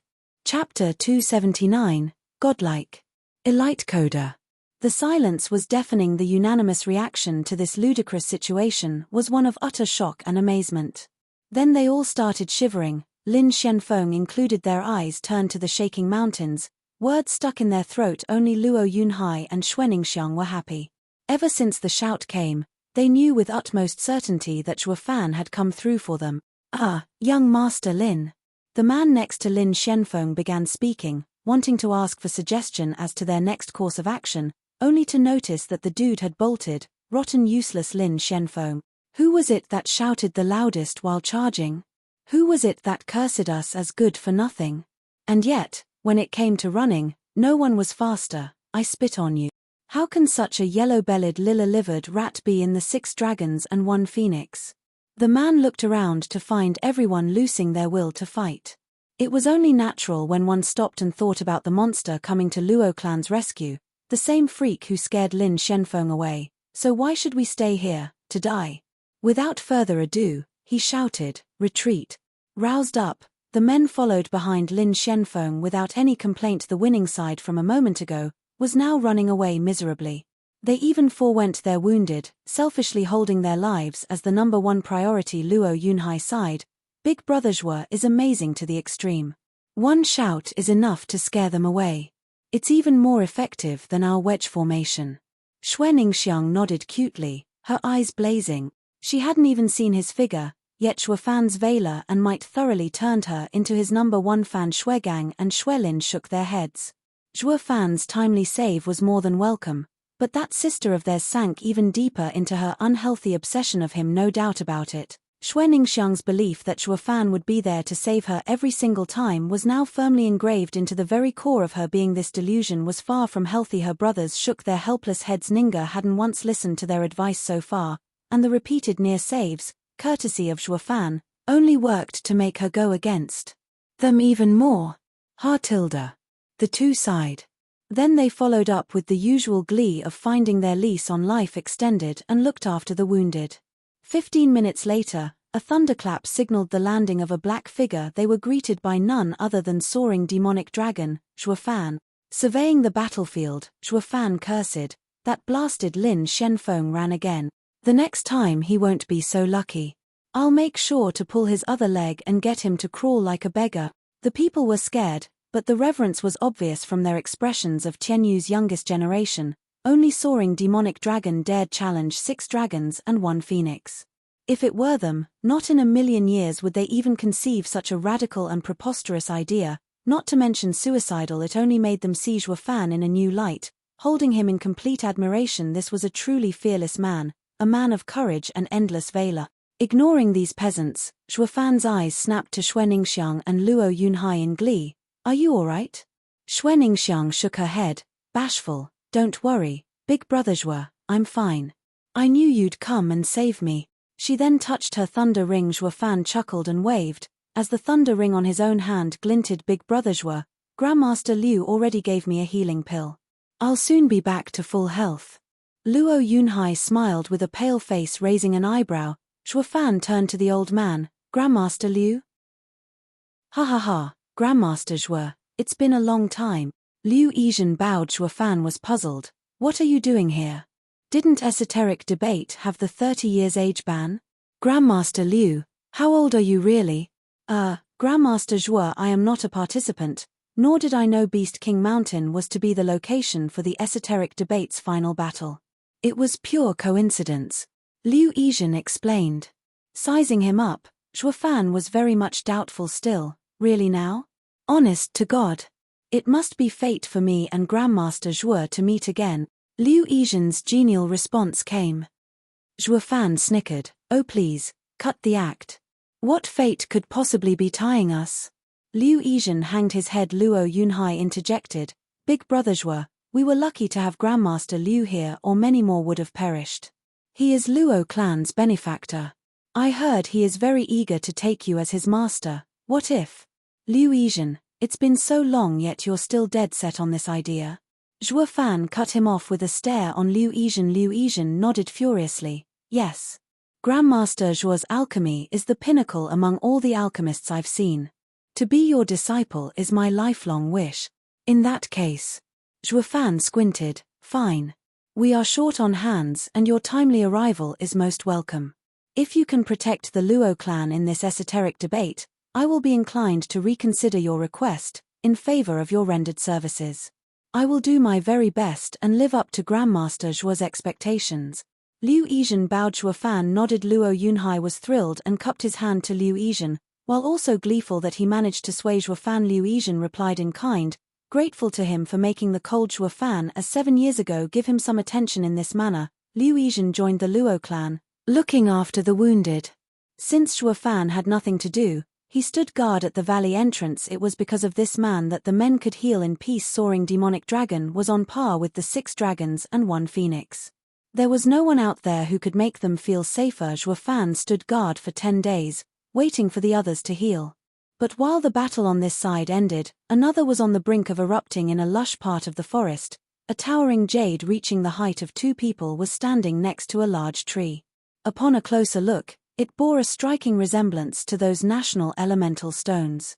It was precisely the wood-type array to send them back. On either side of it were 2 armed forces. On one hand was Drifting Flowers Edifices Chu Qingcheng, Sword Marquise Abode Xie Tianshang and Veiled Dragon Pavilions Long Xingyun with their people. The other side was led by Regent Estates Huangpu Qingtian, Hell Valley's Yu Yushan, and Pill King Hall's Yang Bangui. All they needed was a spark to throw this place into the chaos of war. Their standoff was clearly visible beyond the wood exit array. As Dragon Cloud City's every major clan and house watched in trepidation, Huangpu Qianyuan snickered, speaking high and mighty yet casually at the same time. The brimming sacred pill will be ours. No surprise there, ha ha ha. Yu Wanshan and Yang Bogong nodded in pride. It feels so good, so overbearing, to stand by Regent Estate. Drifting Flowers Edifices, Veiled Dragon Pavilion, and Sword Marquise Abode's house leader looked like they were on pensive. They had no choice but to admit the battle was going to be completely one-sided.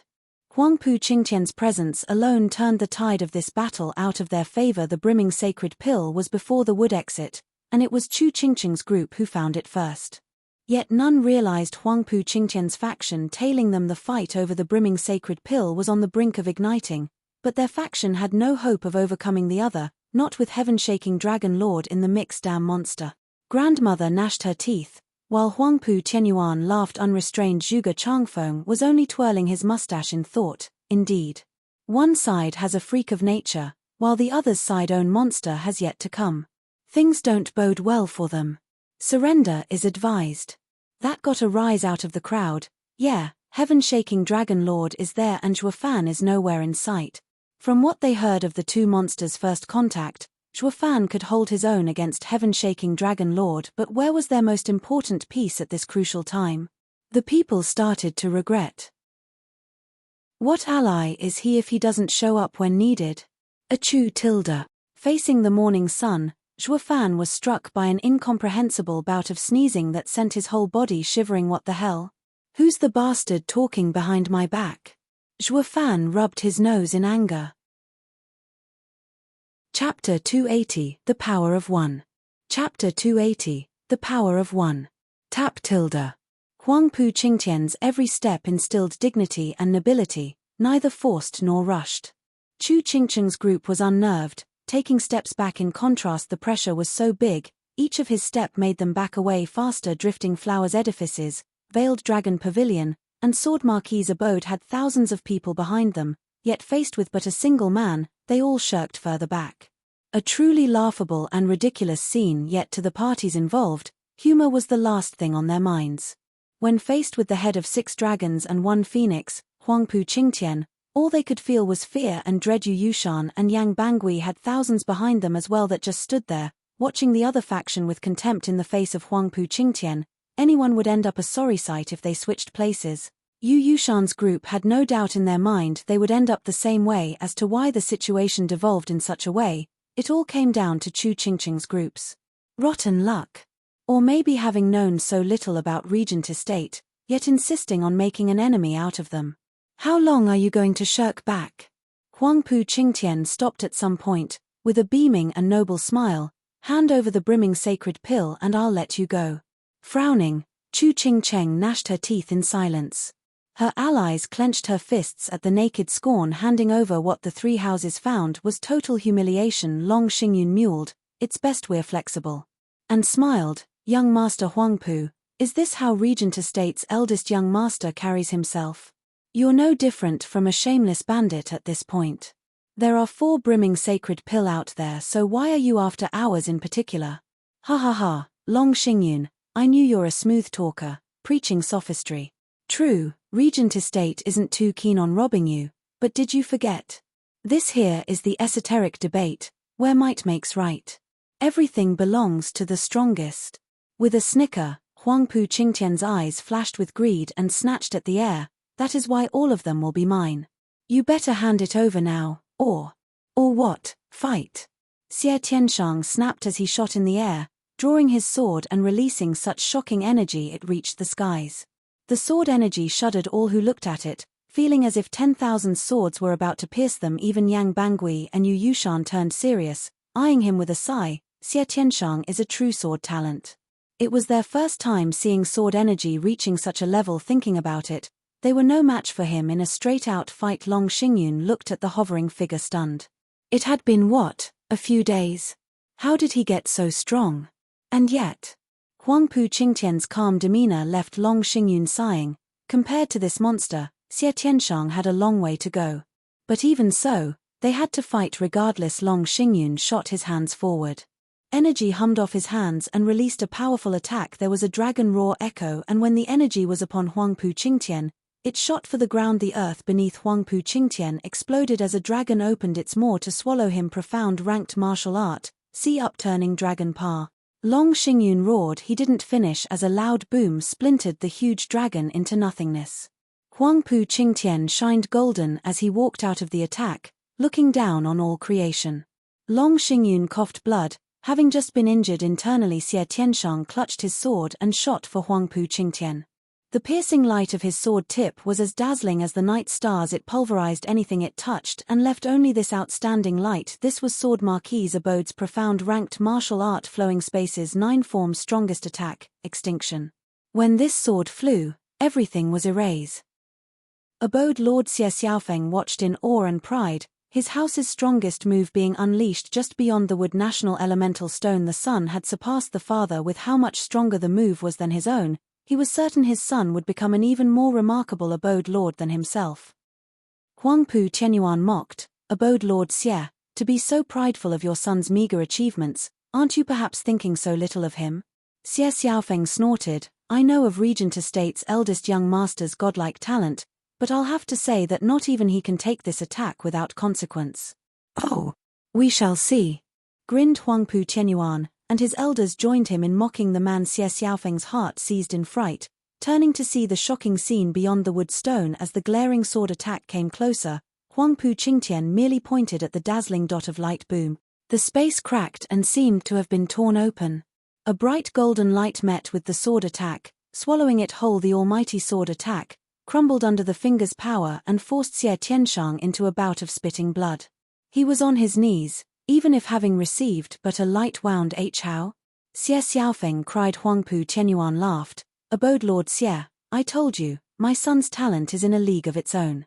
Speaking of power, he has surpassed his father since 5 years ago." "Say what?"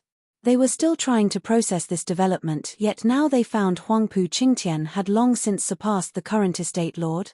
It was a known fact that Regent Estate had the best talents in Tianyu, capable of holding their own if it ever came to face the other 6 houses.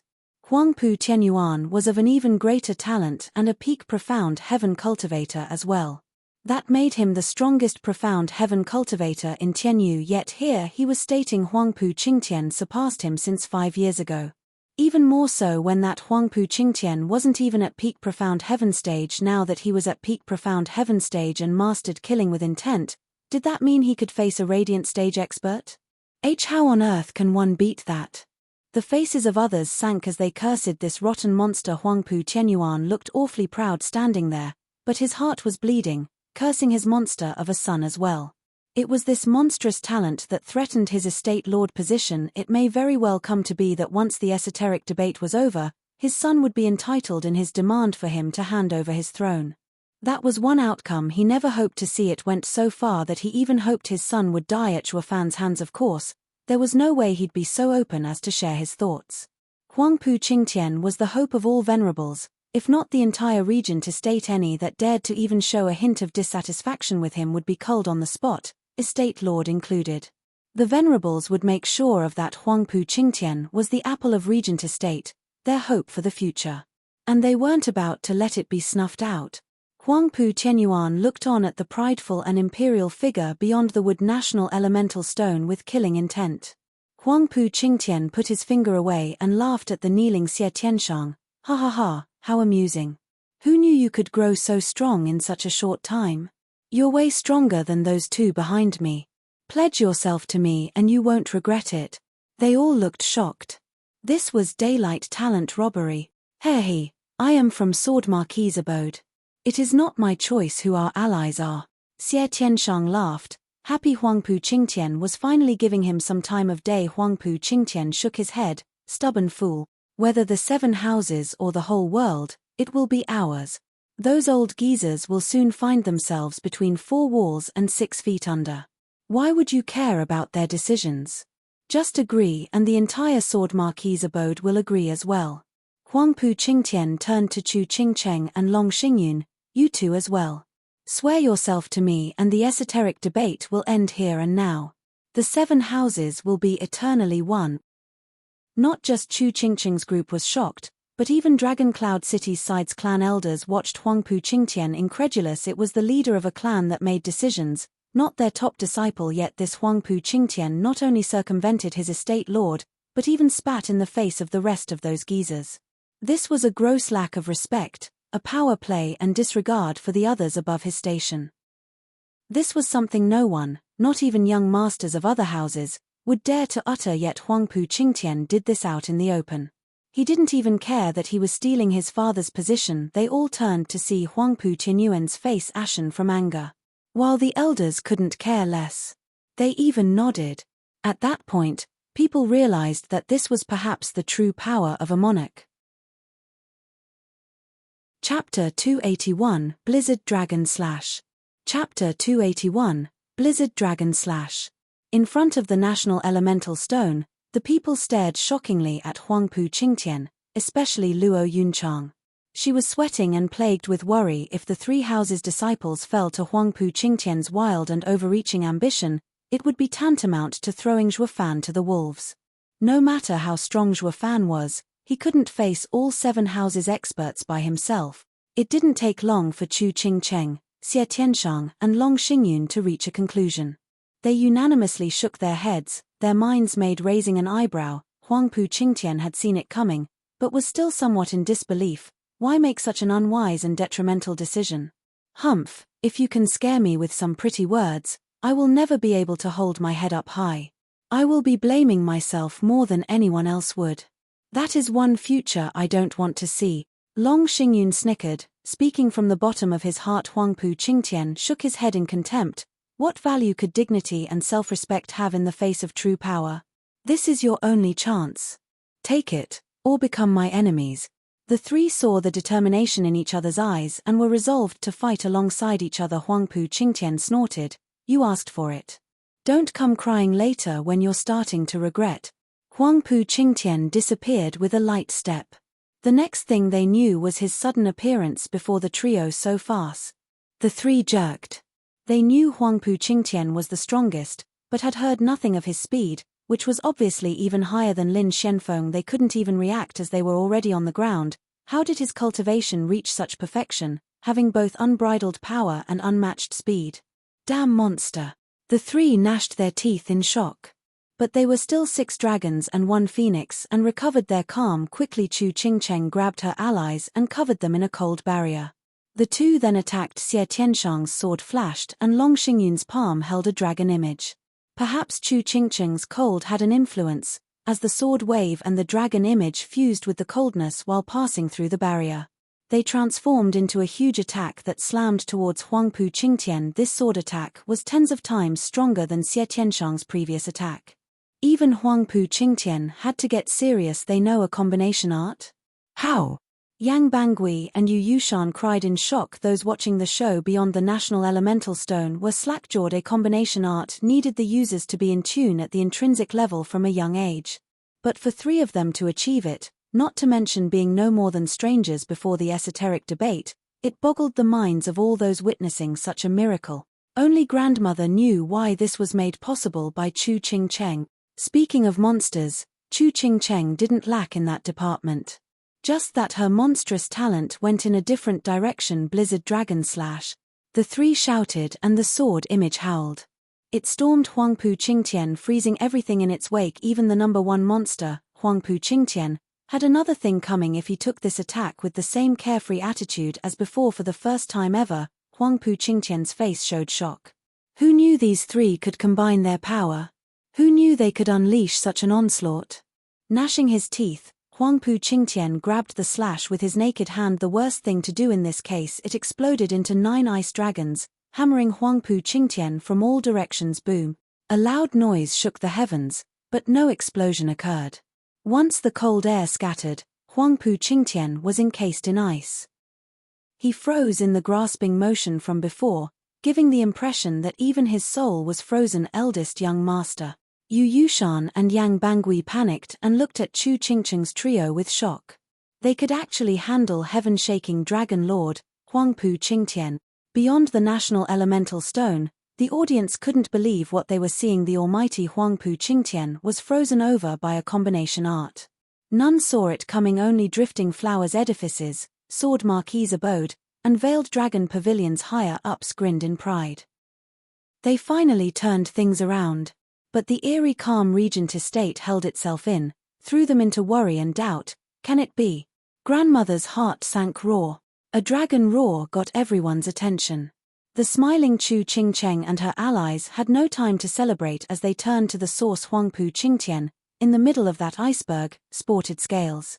They shone golden, and then a golden dragon shot from him into the sky. The iceberg exploded into pieces, setting the stage for a shiny and golden Huangpu Qingtian to step out of the remains in all his glory.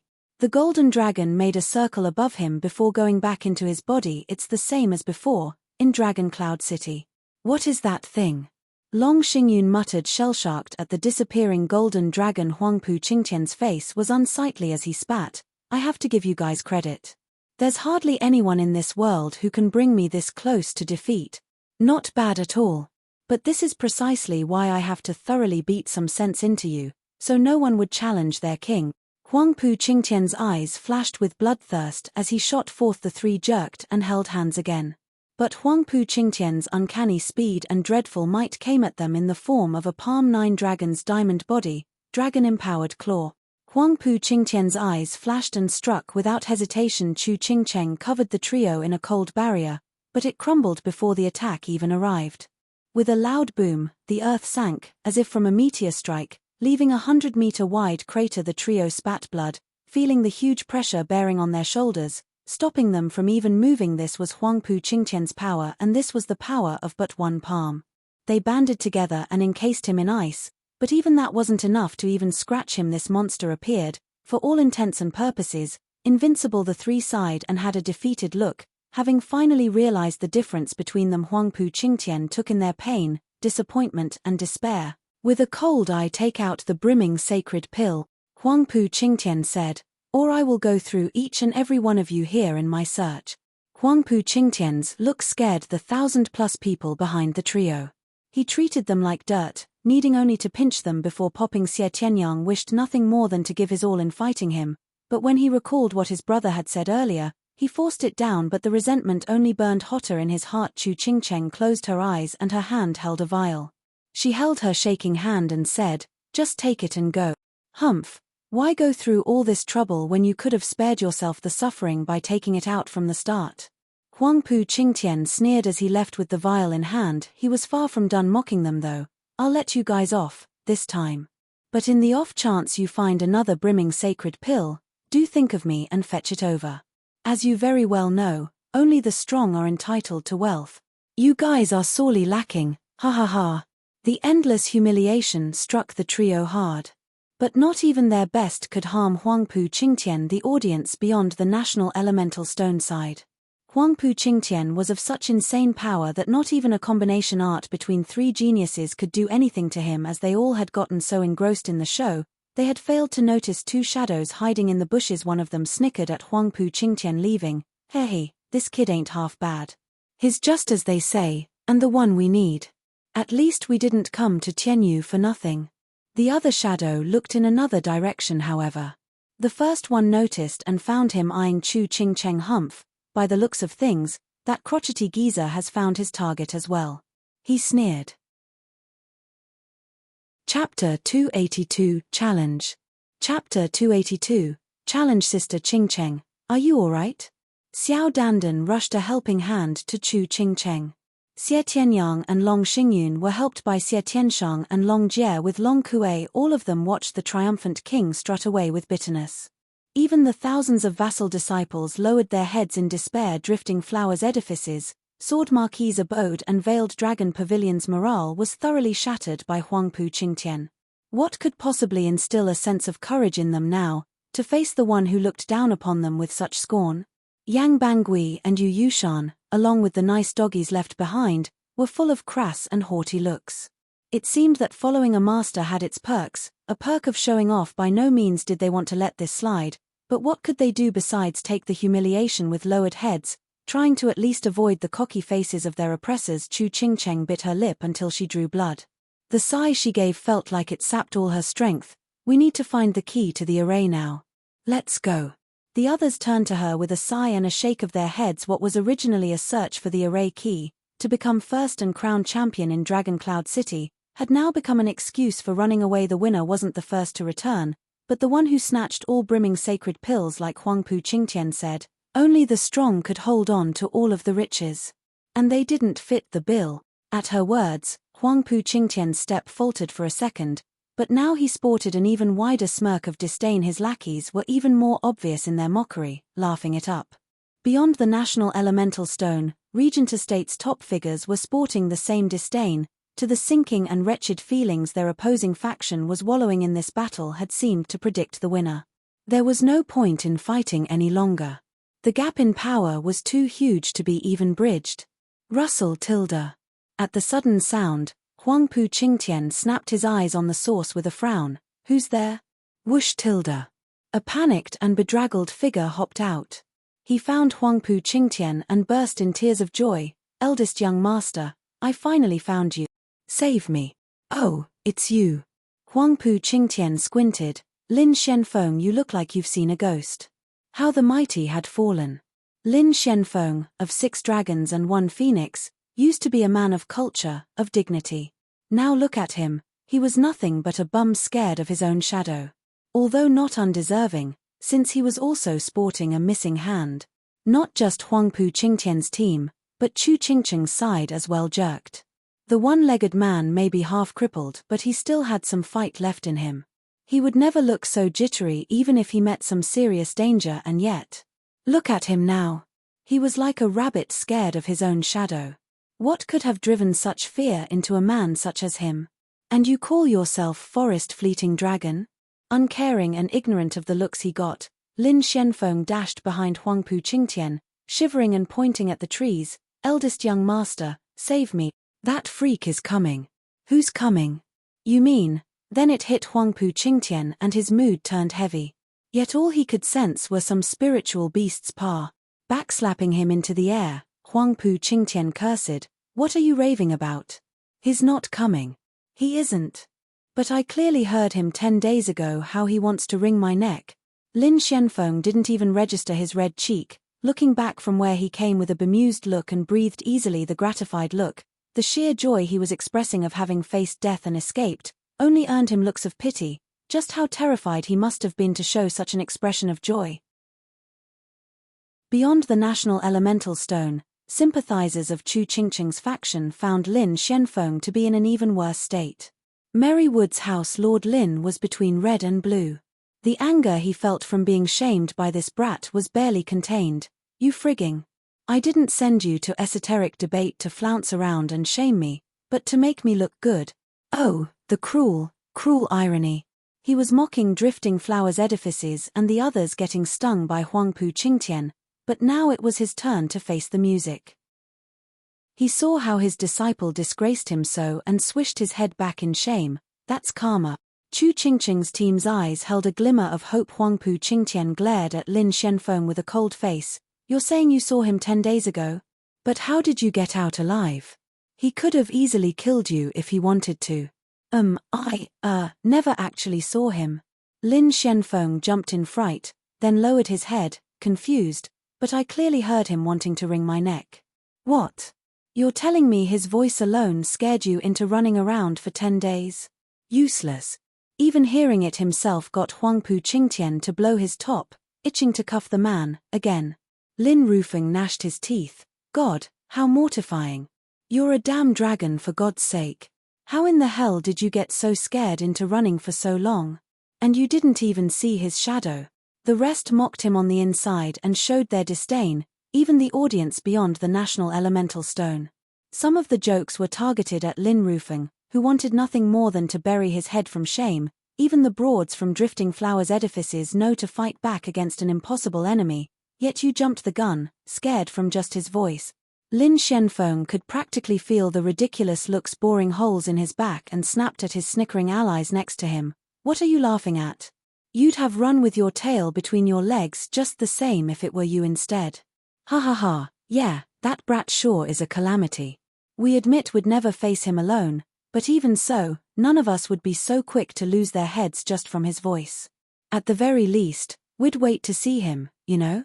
Ha ha ha, Yang Bangui and Yu Yushan laughed it up. This only worked to launch the ones behind those 2 houses into a full-blown laughter. Though they did have the modesty to shut up quite fast, in fear of what Merry Woods might do. One couldn't tell what was worse. Stifling their obvious laughter, evident from their red faces, or letting it out. Lin Shenfeng went purple now and barked, "You know nothing of how deadly that situation was. The guy didn't show himself, but he took my hand from 1,000 miles.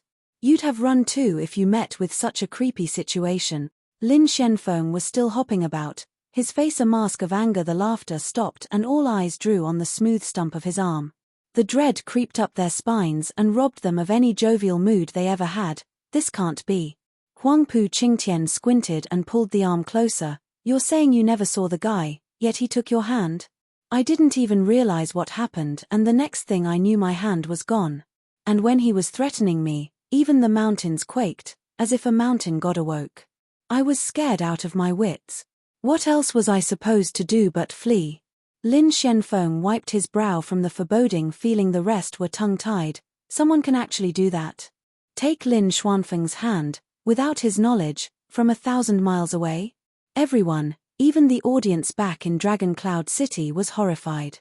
Such creepy ability was beyond the grasp of even a radiant stage expert. Huangpu Qingtian squinted and shouted at Chu Qingcheng, "Tell that brat that we will be 10 miles east of here. If you want the brimming sacred pill back, tell him to look for me. I'd like to see him try taking it from 1,000 miles away." Huangpu Qingtian flicked his hand and left filled with battle spirit. The only one capable of stirring his will to fight may very well be Zhuo Fan. In the whole of Tianyu Chu Qingcheng's gang was stunned, a challenge. One handed out personally by the glorious heaven-shaking Dragon Lord, Huangpu Qingtian. This was the greatest respect any martial fanatic could dream of. Xie Tianshang was practically green with envy. If Huangpu Qingtian had given a challenge to him instead, he'd be bouncing and skipping in joy all year long. Taking a deep breath, Chu Qingcheng said, "The brat is cold and ruthless, but he is our only chance at winning this. Everyone is going to go and find Zhuo Fan." Yes, Zhuo Fan was their only and last hope. Chapter 283 Reversal. Chapter 283 Reversal. 100-man team was strolling through a dark and gloomy forest. They talked and laughed as if the deadly Beast King Mountain was a mere sideshow. The youth in the lead looked thoroughly bored, making sure to point it out every other step with a long-drawn yawn. He was the fear of all 6 dragons and 1 phoenix, the one and only soaring demonic dragon, Zhuo Fan. Ever since he rescued this lot, he was made leader on the spot and was now taking point as they trekked through the woods. These guys were also weak as hell, being from 3rd and 2nd-rate clans. Hardly fast enough to keep up with him. And so, he had no choice but to put a brake on things and slow down. The start of the trek was filled with a somber mood, in fear of what was to come. But after a few encounters with 4-5th level spiritual beasts, each punctuated by Zhuo Fan's dirty look, it all changed. They were enraptured by Zhuo Fan's power, bringing not just a little sense of security in this hellhole. It got so bad they were treating the final battle as a sightseeing trip. As long as Zhuo Fan was around, their safety was guaranteed.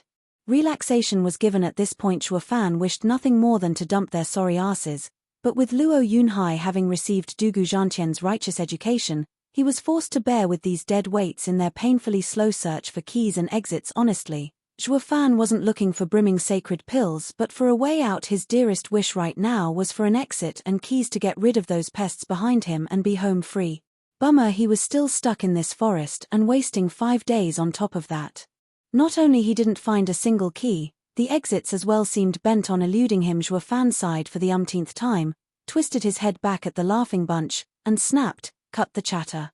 We're not on a tour here. Be more serious and keep a close eye out for any exits or keys. Leave no bush unturned. The faster we find them, the faster we leave this place. You'll be safe then and I'll be free, got it?" "Yes." A shivering response welcomed Zhuo Fan's prestigious order. But gone 3 minutes and they were at it again. Without danger breathing down their necks every minute of the hour, anyone would chill out and relax knowing their lives were in safe hands. Zhuo Fan's mood sank even lower, wishing nothing more than to throw these useless guys to the wolves, or any spiritual beasts for that matter. He couldn't though, not with the genial and kind Xue Ningxiang around. Mercy me, since when was I such a softie? Zhuo Fan's anger was flaring again. Xue Ningxiang's charming and sweet smile came just in time and she placed a bright flowery wreath on him. "Big brother Zhuo, for you. Please don't be angry." "How could I possibly be angry?" Forcing a smile, Zhuo Fan felt like crying. Luo Yunhai almost laughed.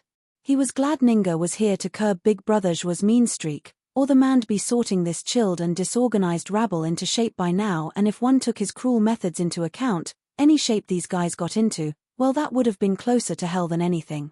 But the real question was, how many would have gotten out with their lives?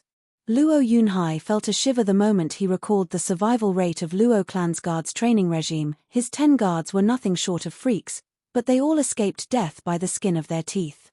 At one point in Zhuo Fan's classic disappearing act, Captain Pang divulged the secret of this cruel and inhumane training. When 1 out of 100 elite youths to survive was a genuine cause for celebration, he was scared witless back then. They weren't shaping up guards, but killing machines at Luo clan's beck and call. He was in Dugu Zhantian's army for 3 years by then. Although these young guards had uncanny powers now, stancher than even a general with decades of wars behind him, the cruelty of their training left him devastated. After careful deliberations with his sister, they put a stop to it. Luo clan was no longer welcoming youths to train. He hadn't met with a good opportunity to break this news to Zhuo Fan either. More like he didn't have it in him. He was scared for his life that Zhuo Fan would flip out and would start cursing him to high heaven. It got so bad that he decided there and then to keep this buried for all eternity. Rustle tilde. The sudden movement from a bush earned Zhuo Fan's interest. Who's there? Come out now or stay dead forever. Big brother Zhuo, it's me.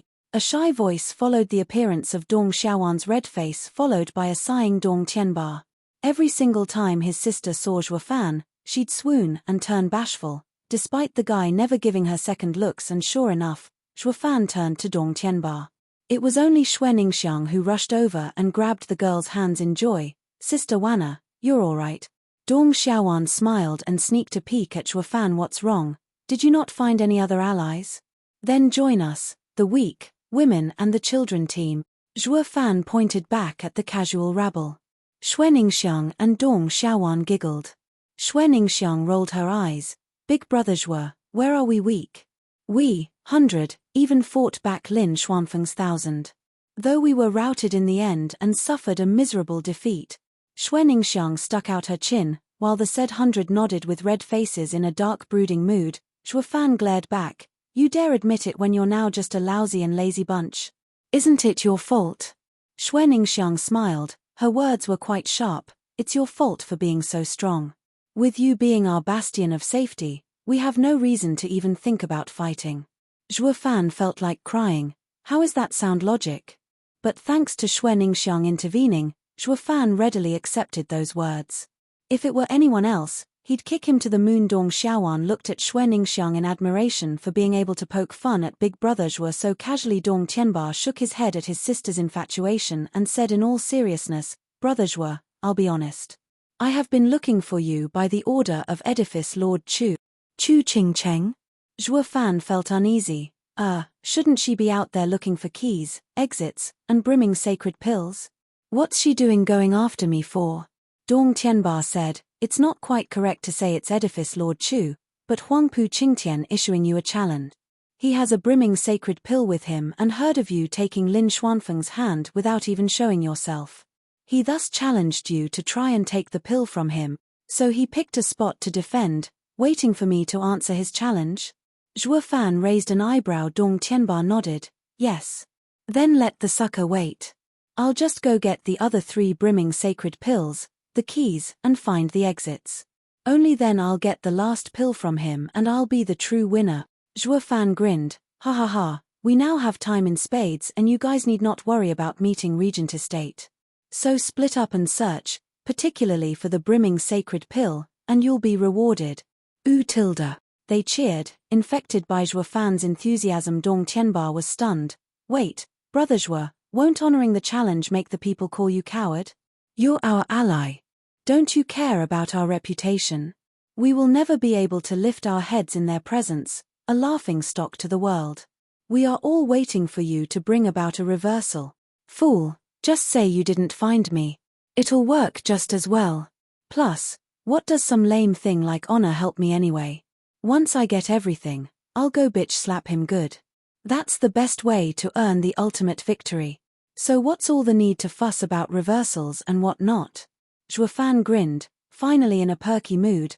I never ever cared about such empty things in my life. What I can feel and use is what truly matters, ha ha ha. The rest laughed as well. Soaring demonic dragon was unorthodox, that was for sure. Now they saw why he was Regent Estate's headache over the last decade. You think some measly challenge is enough to force one into showing up? For what? Something as ephemeral as honor?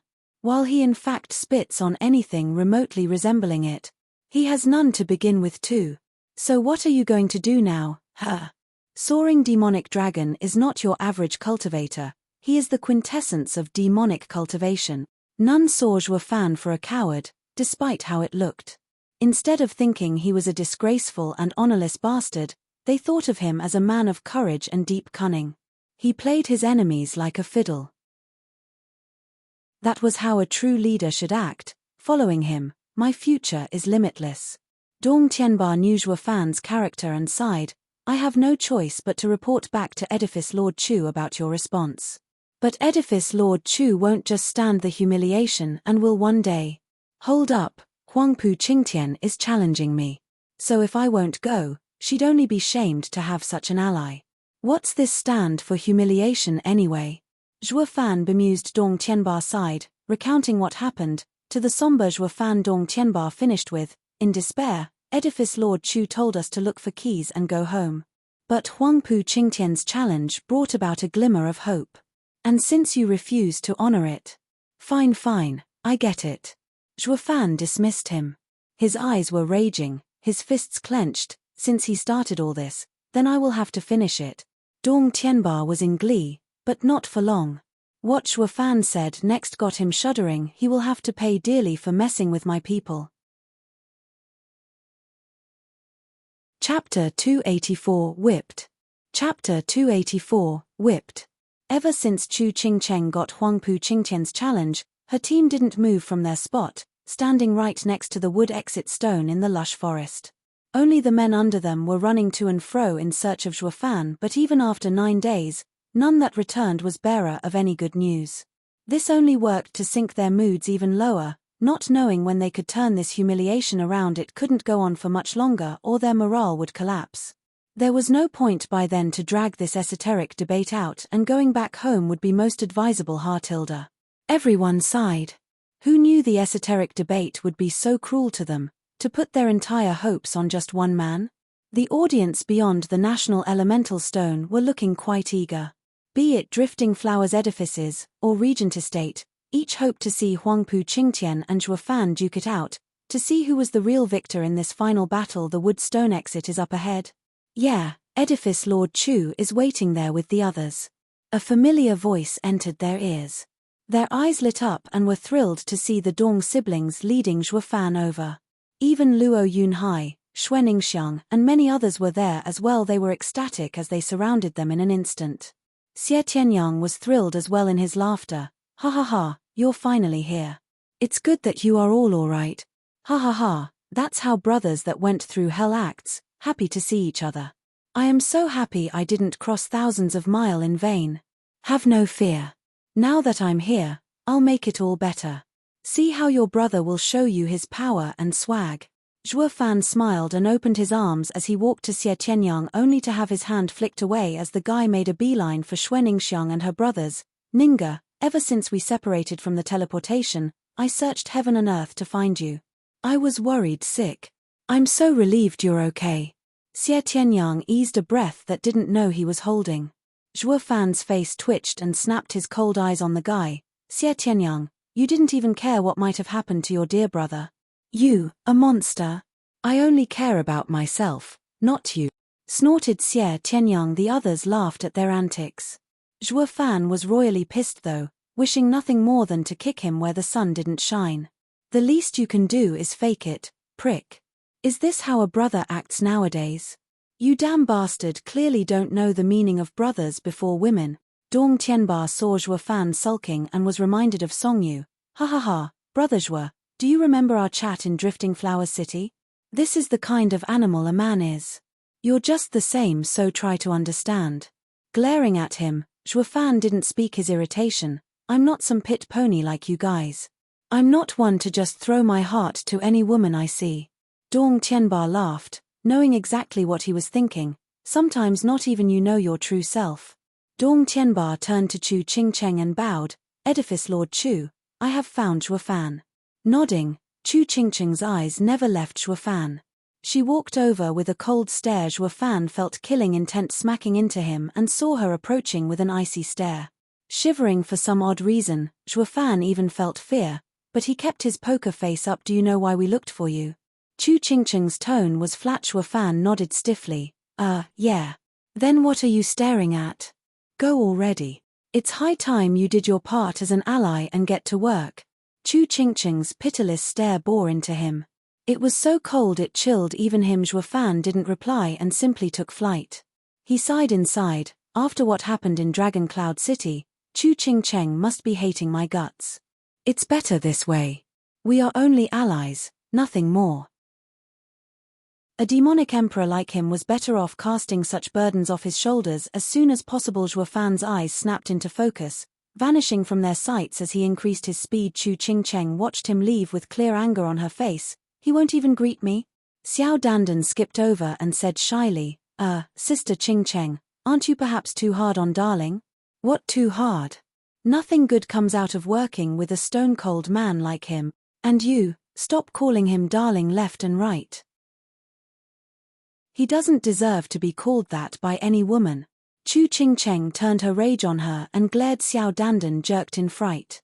It was the first time she saw the proud Chu Qingqing flaring like that. Then a chuckle came. Ninga, you've been surrounded by an army of 1,000 people. Are you hurt anywhere? Xue Ningxiang showed his worry after having heard what happened to her. Xue Ningxiang brushed his worry off. I'm fine. Big Brother Zhuo dropped by and saved us. He even ruined Lin Xuanfeng's hand. With Big Brother Zhuo around, nothing can touch us. The rest of the newcomers nodded. They wouldn't soon forget how safe they were with Zhuo Fan around. Xie Tianyang's mood soured. That prick is awesome and all, but rotten to the core. How can you stand it?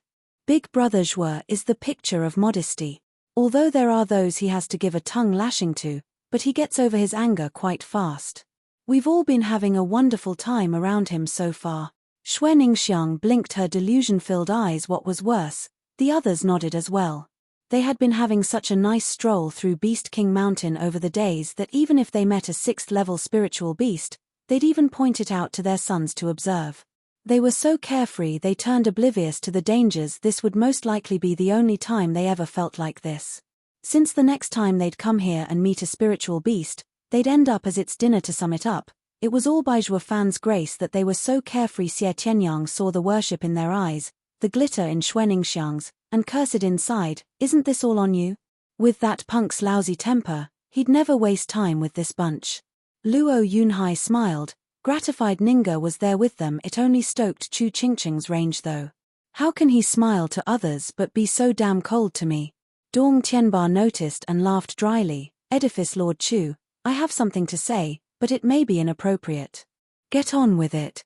Chu Qingqing snapped. Dong Tianba said awkwardly, Edifice Lord Chu, you also know of my past dealings. Of wandering from flower to flower, leaving not even the leaves. He trailed off. Chu Qingqing's glare scared him back on track as he explained, Edifice Lord Chu, don't misunderstand, that is all in the past. Now I turned a new leaf, becoming a bastion of nobility and dignity. Then why mention it? Chu Qingqing's icy glare bore into Dong Tianba's confidence. Dong Tianba sweated in fear. Edifice Lord Chu, I just want to say that I may not have achievements and I'm still ignorant in many aspects, but when it comes to romance, I am unrivaled. The way I see it, Brother Zhuo may be swarmed by lilies, yet only 3 ever caught his eye. And he isn't even aware of it. Oh tilde. Chu Qingqing perked an eyebrow. Go on. Wiping his brow, Dong Tianba said, with my uncanny eyes, I noticed them being Luo Yunchang, Xue Ningxiang, and you, Edifice Lord Chu. Other women he never cared about, my sister, begrudgingly, included. Why am I the last? Chu Qingqing's mood shifted on the spot. Blaming him. Drifting flowers. Edifices sweated harder. Hell has no fury as a woman scorned. A woman wasn't even amenable to take this list of names if she wasn't first. And Edifice Lord Chu was no ordinary woman either, but the leader of Drifting Flowers Edifices. But he still smiled. Edifice Lord Chu, this is unrelated to your place in his heart. He only has feelings for you 3. Please don't take it the wrong way. Raising an eyebrow, Chu Qingqing nodded, swallowing dryly. Dong Tianba turned serious. Brother Zhuo feels responsible for Luo clan's miss, showing the consideration of a kin. As for having developed into something more, I'm unsure. Chu Qingqing nodded. Zhuo Fan always carried himself with a cold and indifferent air, but he was always good to the Luo clan. He was indeed taking it upon himself when it came to the clan's future. Dong Tianba then glanced at the cheerful Xue Ningxiang. As for young Miss Xue, she is innocent and naive, a rarity in this world. Brother Xue sees her as his little sister, although hard to say if there's anything more between them. Chu Qingcheng looked with a lost gaze as a smile crept her lips. She was such an innocent child that even women like her would pity the lass, not to mention some rotten men. Dong Tianba then came to the crux of it all and said fearfully, while Edifice Lord Chu is a woman of character, lofty and refined, deserving of the title Ascending Ice Phoenix. But Brother Xue thinks of you as… What?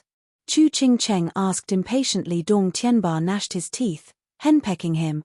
Chu Qingcheng blushed and a sweet and gooey sappy happiness infected her heart. Isn't that being whipped, under the wife's thumb? That makes me the closest among the three in his heart. Chapter 285, Demonic Dragon's Advent. Chapter 285, Demonic Dragon's Advent. Achoo tilde, achoo tilde, achoo tilde. 3 outbursts disturbed Xue Fan's smooth sailing. It got so bad that he almost took an unscheduled dive. This had gone beyond mere cursing. They wanted to skin him alive. Who the hell hates me so much? Is it Chu Qingcheng? Has her fury outmatched hell's? Shuddering to his very core, Xue Fan shook the thought away. He was oblivious that it was totally unrelated to Chu Qingcheng, but instead the person responsible was his buddy brother. In fact, his intention was no different than flaying Xue Fan. Thank God he had no clue what Dong Tianba said, or he'd panic. This guy barely has any talent, yet makes for quite a love doctor. How is it that you know who my heart longs for before even I do? Though he had to admire him for such skill, even when Dong Tianba only skirted the waters and never actually dipped, Xue Fan kept on flying in confusion. He soon arrived at his destination and released his discerning field hum tilde. Xue Fan's eyes lit up in joy. Huangpu Qingtian, the biggest headache, wasn't there. It couldn't be better. He'd go in there and remove the pests first. Since if they laid a trap, they would harass him to no end. That wouldn't do at all. He now recalled Luo Yunhai's warning. Huangpu Qingtian and company had something special in mind just for him. Lin Xianfeng let it slip when he lost his cool, and Xue Fan doubted he was so smart as to make it intentionally misleading. Xue Fan took it to heart as well. He may have divine eye of the void as his ace in getting out of almost any situation, but he wasn't about to take unnecessary risks.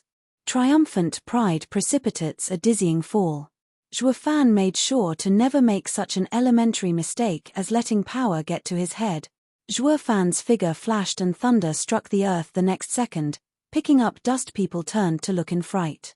With only weak third and second-rate clan members around, this loud and out-of-the-blue noise had them on edge. But when the dust settled, they gasped. Soaring demonic dragon, Xue Fan?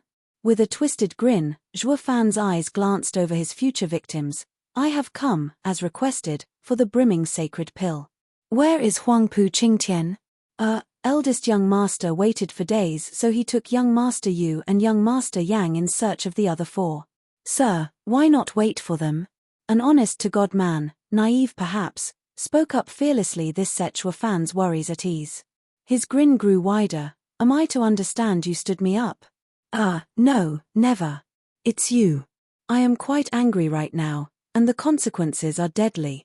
Xue Fan cut him off with his bloodthirsty gaze. Now, who do you think I should kill first? They all felt like crying. You clearly had this idea from the start. But, how does this have anything to do with us? Huangpu Qingtian issued the challenge, not us. You didn't just miss the due date, but also saying that we stood you up. That's clearly bullshit. We're just the little guys. Why take it out on us? Think we're easy targets, is that it? Fear swept their hearts as they had long heard of Xue Fan's power. Be it the taunts he threw at the 7 houses by killing their elders, or through the slaughter of thousands on the fighting stage. Not even 6 dragons and 1 phoenix wanted to mess with him, least of all the… But then the demon came anyway. And to make matters worse, he landed just when the big boss was out on a stroll. Could they take him on? The bitter and resigned faces answered aplenty. Zed young master Xue, we are just errand boys. It would be a great dishonor to you, sir, if you kill us. Someone spoke up with a calm voice. Quite odd when one took in the fearful gazes of the rest bobbed their heads and gave him a secret thumbs up. This line was a good deterrence to most big shots, since it brought a bad taste in their mouth hearing rumors about them picking on the weak. The greater the man, the greater the deterrence. Take 6 dragons and 1 phoenix for instance. As long as one left them be, they wouldn't go out of their way to be heavy-handed on small fries. Not because of their lofty and noble characters, far from it, but because they felt it would become a stain on their pedigree.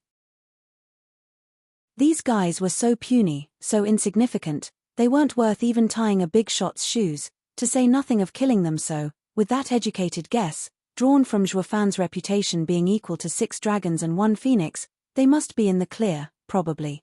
A shame they were dead wrong.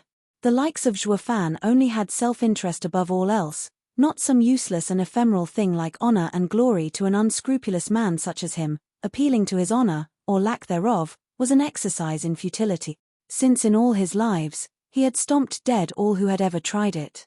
Grinning from ear to ear, Zhuofan's cold eyes snapped on the man and a ripple swept him. His eyes lost their light and he slumped on the ground, dead, killing with intent.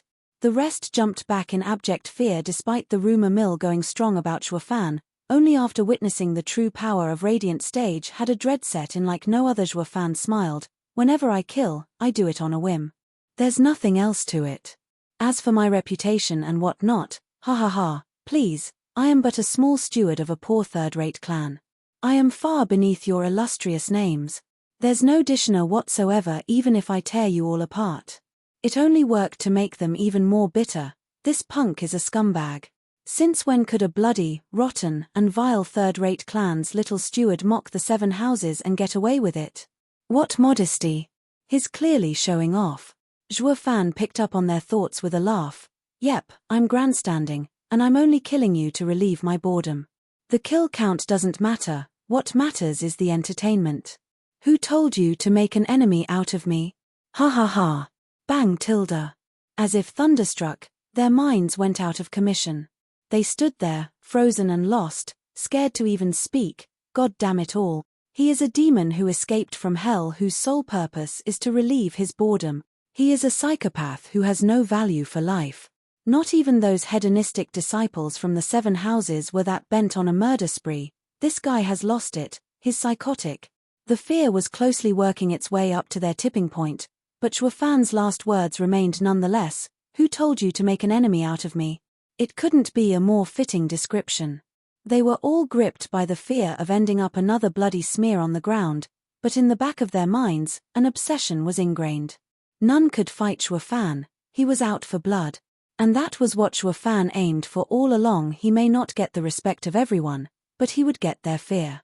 Humans clung to life, tooth and nail. As long as they feared him, they'd never dare do anything against him. Regardless of what plot Huangpu Qingtian was cooking, if he got the help of these simps, he'd foil it when Huangpu Qingtian least expected, while also gifting these helpers of his a heart demon. And to make sure the heart demon wasn't going away anytime soon, his eyes flashed and 3 more people collapsed. They were positively despairing at this point. Ha ha ha, how amusing. While we wait for Huangpu Qingtian, I'll take out my boredom on you. Now, who's next? Zhuofan broke into his trademark evil grin. The targets of his creepy glinting eyes shivered and crumbled from fear. But there was one who shouted, "Run!" That woke them up somewhat. If they didn't flee now, they'd be toyed to death at this point. They all broke out into a frantic scramble to keep their poor lives intact. Zhuofan smiled, but didn't budge. He didn't really want to kill them, not that many at least. He merely wanted to drive the fear of the devil in them. Although, to make this play of his more believable, Zhuofan took merely 2 steps and killed another 5 bone-tempering experts. The rest thought Zhuofan was on the hunt and ran like mad. With so many of them and only one of him, someone was bound to get out alive. Right. Each hoped he'd be the lucky winner. They prayed for it too, never slowing down for a second. Zhuofan cackled from behind, instilling the horrors of what was to come into their very souls. He found them almost out of his sight, but all he did was shake his head. He wasn't an addict getting his fix by killing, it was all so he could shroud them in a thick and unshakable shadow so that when the time came, they'd foil Huangpu Qingtian's big plan from the inside. Since he drove his point quite clean through, Chasing them had lost its purpose, and that guy was right about one thing.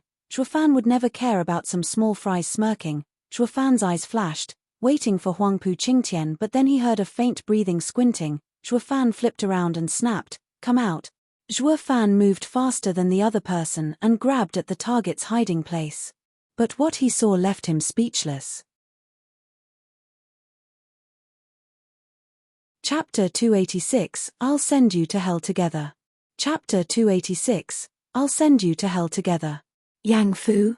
Shuofan shouted. Yang Fu was Vicious Pill King's prized pupil. When he got Yang Song to work under him, among other reasons, he also threatened Yang Fu's life, ultimately making Yang Song cave. It was obvious how much Elder Yang cared about the kid, so, as a good steward, Shuofan was looking for the chance to get Yang Fu to switch sides as well, and bring the master and disciple back together in one big happy family. Though a chance never came, until now it wasn't like he was swamped with work, but more along the lines of he couldn't find Yang Fu. He lucked out by bumping into him in Dragon Cloud City, but there was no way he could talk to him in front of the 7 houses. That was for sure. Who'd have ever conceived it possible? The two of them would finally reconnect after many, many years. Though the circumstances were perhaps particularly awkward, to explain his way out of it wasn't either about Huangpu Qingtian finding out he'd be stealing him from right under his nose. What was a little more hatred when there was no love lost between them to begin with, just that it would get this guy in the crossfire, and whittle down his life to nothing. Yang Song would never forgive him for this. He never ever owed anybody anything, and the same applied to everyone. Yang Fu found his leg in Shuofan's clutches but realized the demon wasn't going in for the kill. He looked on oddly and stopped shivering, trying to calm his errant heart as well. Scared out of his mind his taunt earlier would earn him a gruesome death, he ducked for cover the instant Shuofan touched down. Only to hear him wanting to have a blast at the expense of others' lives, driving such horror into his heart he couldn't even move. His only hope was that the demon would leave once he had his fill of killing. Who was to know once the dust settled, the demon himself would come after his head? He even found his hidey hole like nothing. It terrified him. But figuring out Shuofan had no intention of harming him emboldened him. Perhaps the death of his master had some part in this as well. Yang Fu stuck out his chin and bellowed at Shuofan, "Humph, you damn demon. I vow to get revenge for killing my master." "And how exactly?"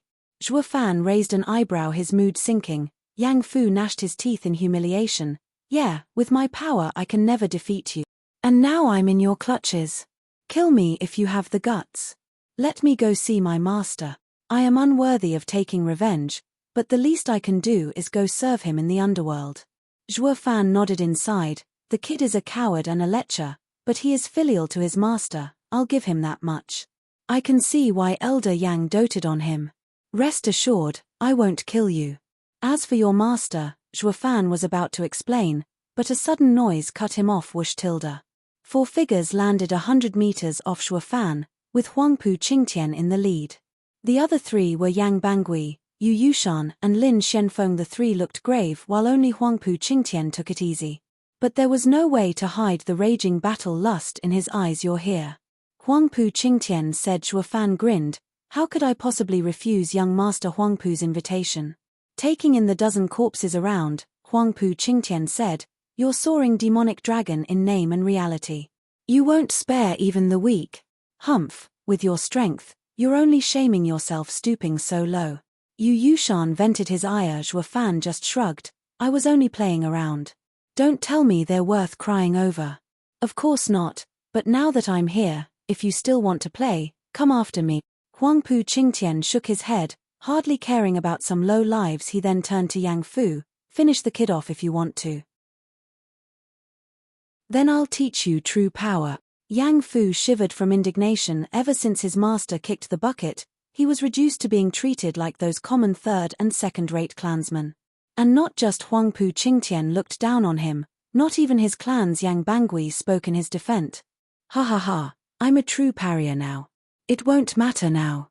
For us master and disciple to die at Shuofan's hand is only fitting. At least Shuofan is our enemy. If I would have died because of my clansmen, I'd truly die with regrets." Forlorn, Yang Fu sighed and closed his eyes. He may have thought so, but how could he let go so easily after being cast out by his house? His hatred now changed from Zhuo Fan to the same house that raised him. Zhuo Fan nodded inside. He grabbed his neck and hoisted him and spun on his feet.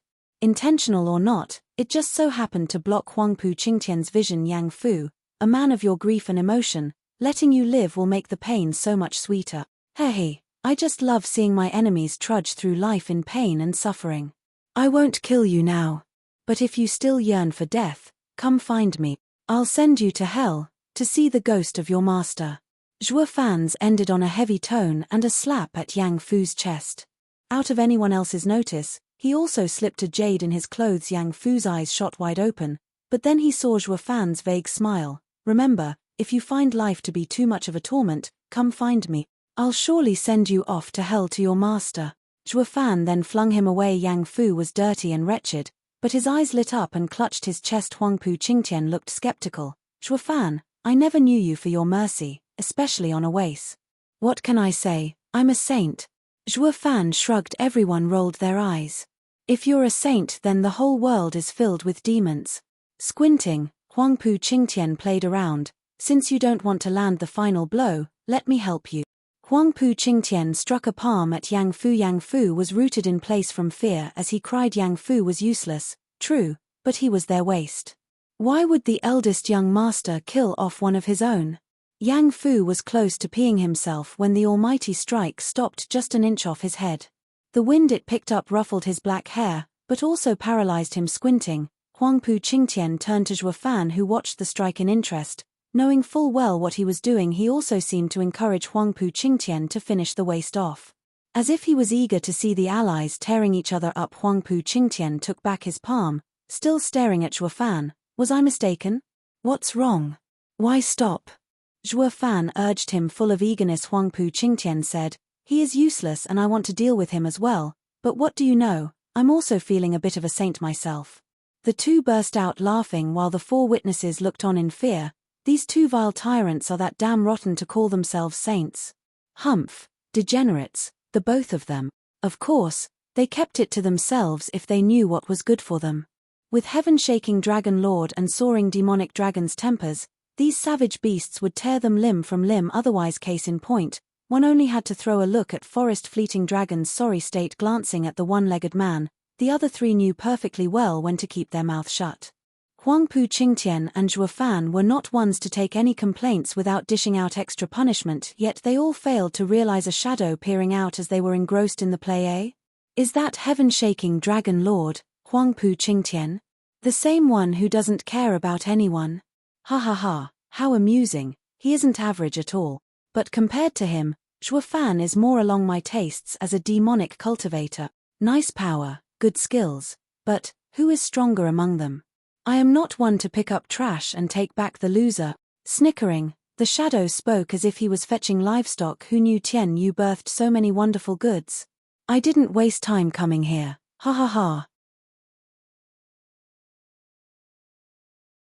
Chapter 287, Blindsided. Chapter 287, Blindsided. Well, let's get to it. You must be here for the brimming sacred pill, I wager.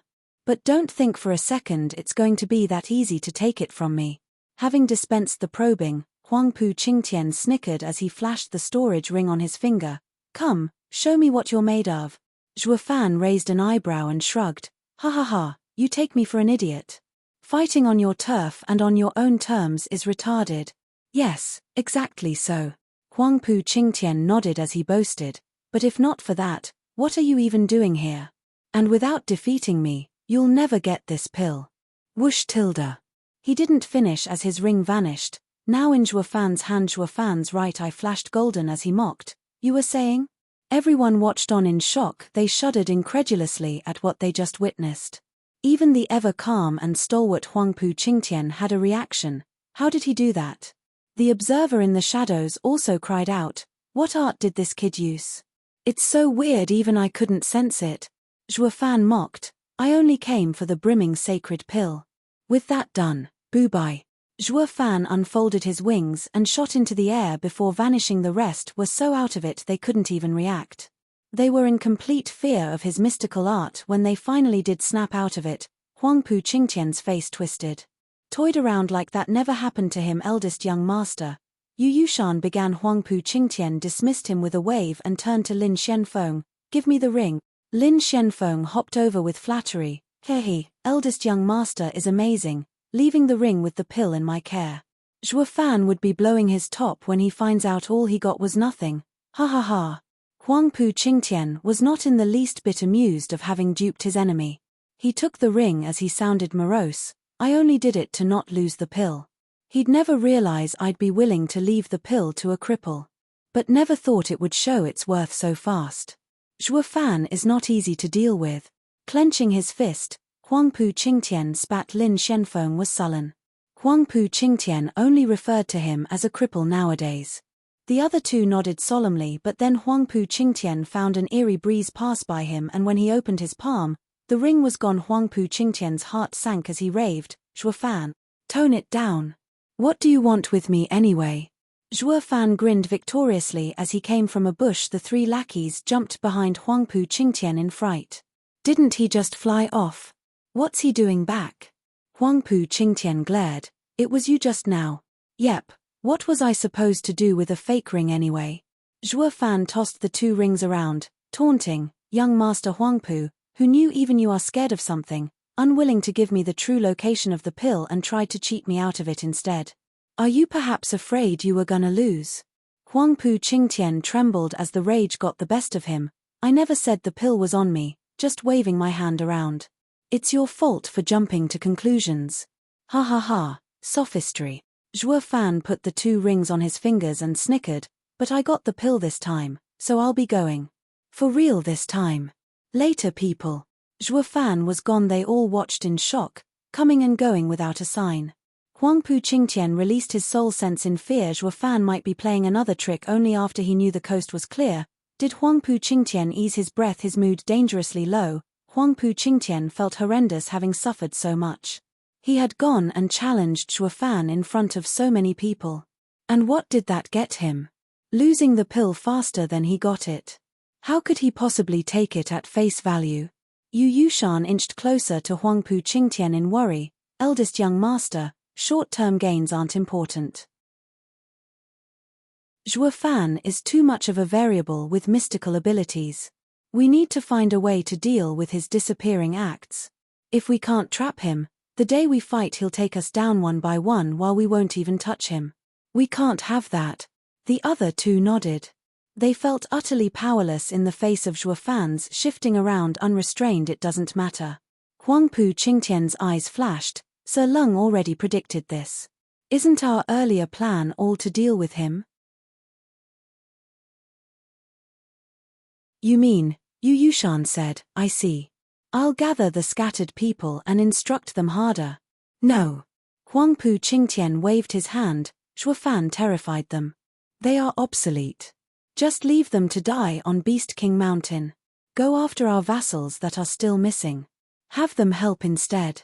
They were all shocked by Huangpu Qingtian's cruelty.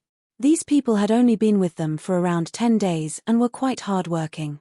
And yet they were cast away like broken toys. Huangpu Qingtian could tell what was on their minds. Do you know the difference between a help and a burden? They shook their heads. Huangpu Qingtian mocked. A help assists me in achieving what I want and a burden works against me. It will one day mean the difference between life and death. The three blinked, still unconvinced. They knew of this of course, but weren't getting where he was going with this. Huangpu Qingtian snickered. They would have helped me before, in dealing with this spawn. But now, they are terrified of Zhuo Fan and will be an inconvenience to us. Letting them participate regardless will pose a grave danger to us, even death. This is why I threw them away. Or would you rather have Zhuo Fan kill you because of some dead weights? They finally understood and looked at him in admiration. Huangpu Qingtian is the eldest young master for a reason. Such insight, such cunning, like a true emperor.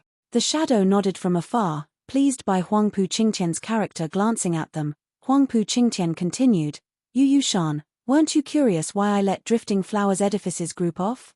Ha ha ha, I'll tell you. Because they are all Zhuo Fan's burdens. If they die, Zhuo Fan will be uncontrollable, even to us. But now, with Chu Qingcheng helping us without knowing, we will grasp this chance to deal with him for good. The three gave their thumbs up. Even lumped together, Chu Qingqing's gang was still as weak as if they were alone. While if Zhuo Fan was left alone, he may one day come to reap their lives. Using these people to tie Zhuo Fan down was the best bet. It was such an obvious trap that even Zhuo Fan had no choice but to jump right in. Huangpu Qingtian's eyes shined, regaining control of the situation. Meanwhile, Zhuo Fan was cruising the skies, yet didn't feel like a winner at all. He already guessed Huangpu Qingtian's thinking, but he still couldn't get himself to cast aside all those people, and that was the least of his worries. The biggest headache was how easily Huangpu Qingtian could do it. While he found it impossible just now after he let Yang Fu go, Huangpu Qingtian grew suspicious of Yang Fu. His suspicions had no real reason, and yet he made the prompt decision to attack Yang Fu. If not for Zhuo Fan being an Oscar-level actor, Yang Fu would have been a smear on the ground. He was cruel enough to kill any doubts than let any mistake slip by. He always watched Zhuo Fan even as he attacked, but stopped short of killing to not give Zhuo Fan more reasons to mock him. Other than that, Yang Fu would have been totally dead. In this way, one had so many burdens on his shoulders, while the other had nothing tying him down. Zhuo Fan found himself at a disadvantage in this psychological warfare, having to accept everything he was attacked with. Even though I say the demonic path is cruel and pitiless, going to battle with so many burdens will be hard. I need to get the keys and exits to let them out as soon as possible. Zhuo Fan gnashed his teeth as he shot for Chu Qingcheng like lightning. You're tuning in to the Celestial War YouTube channel. Don't forget to subscribe and join us on this journey to catch the most captivating stories.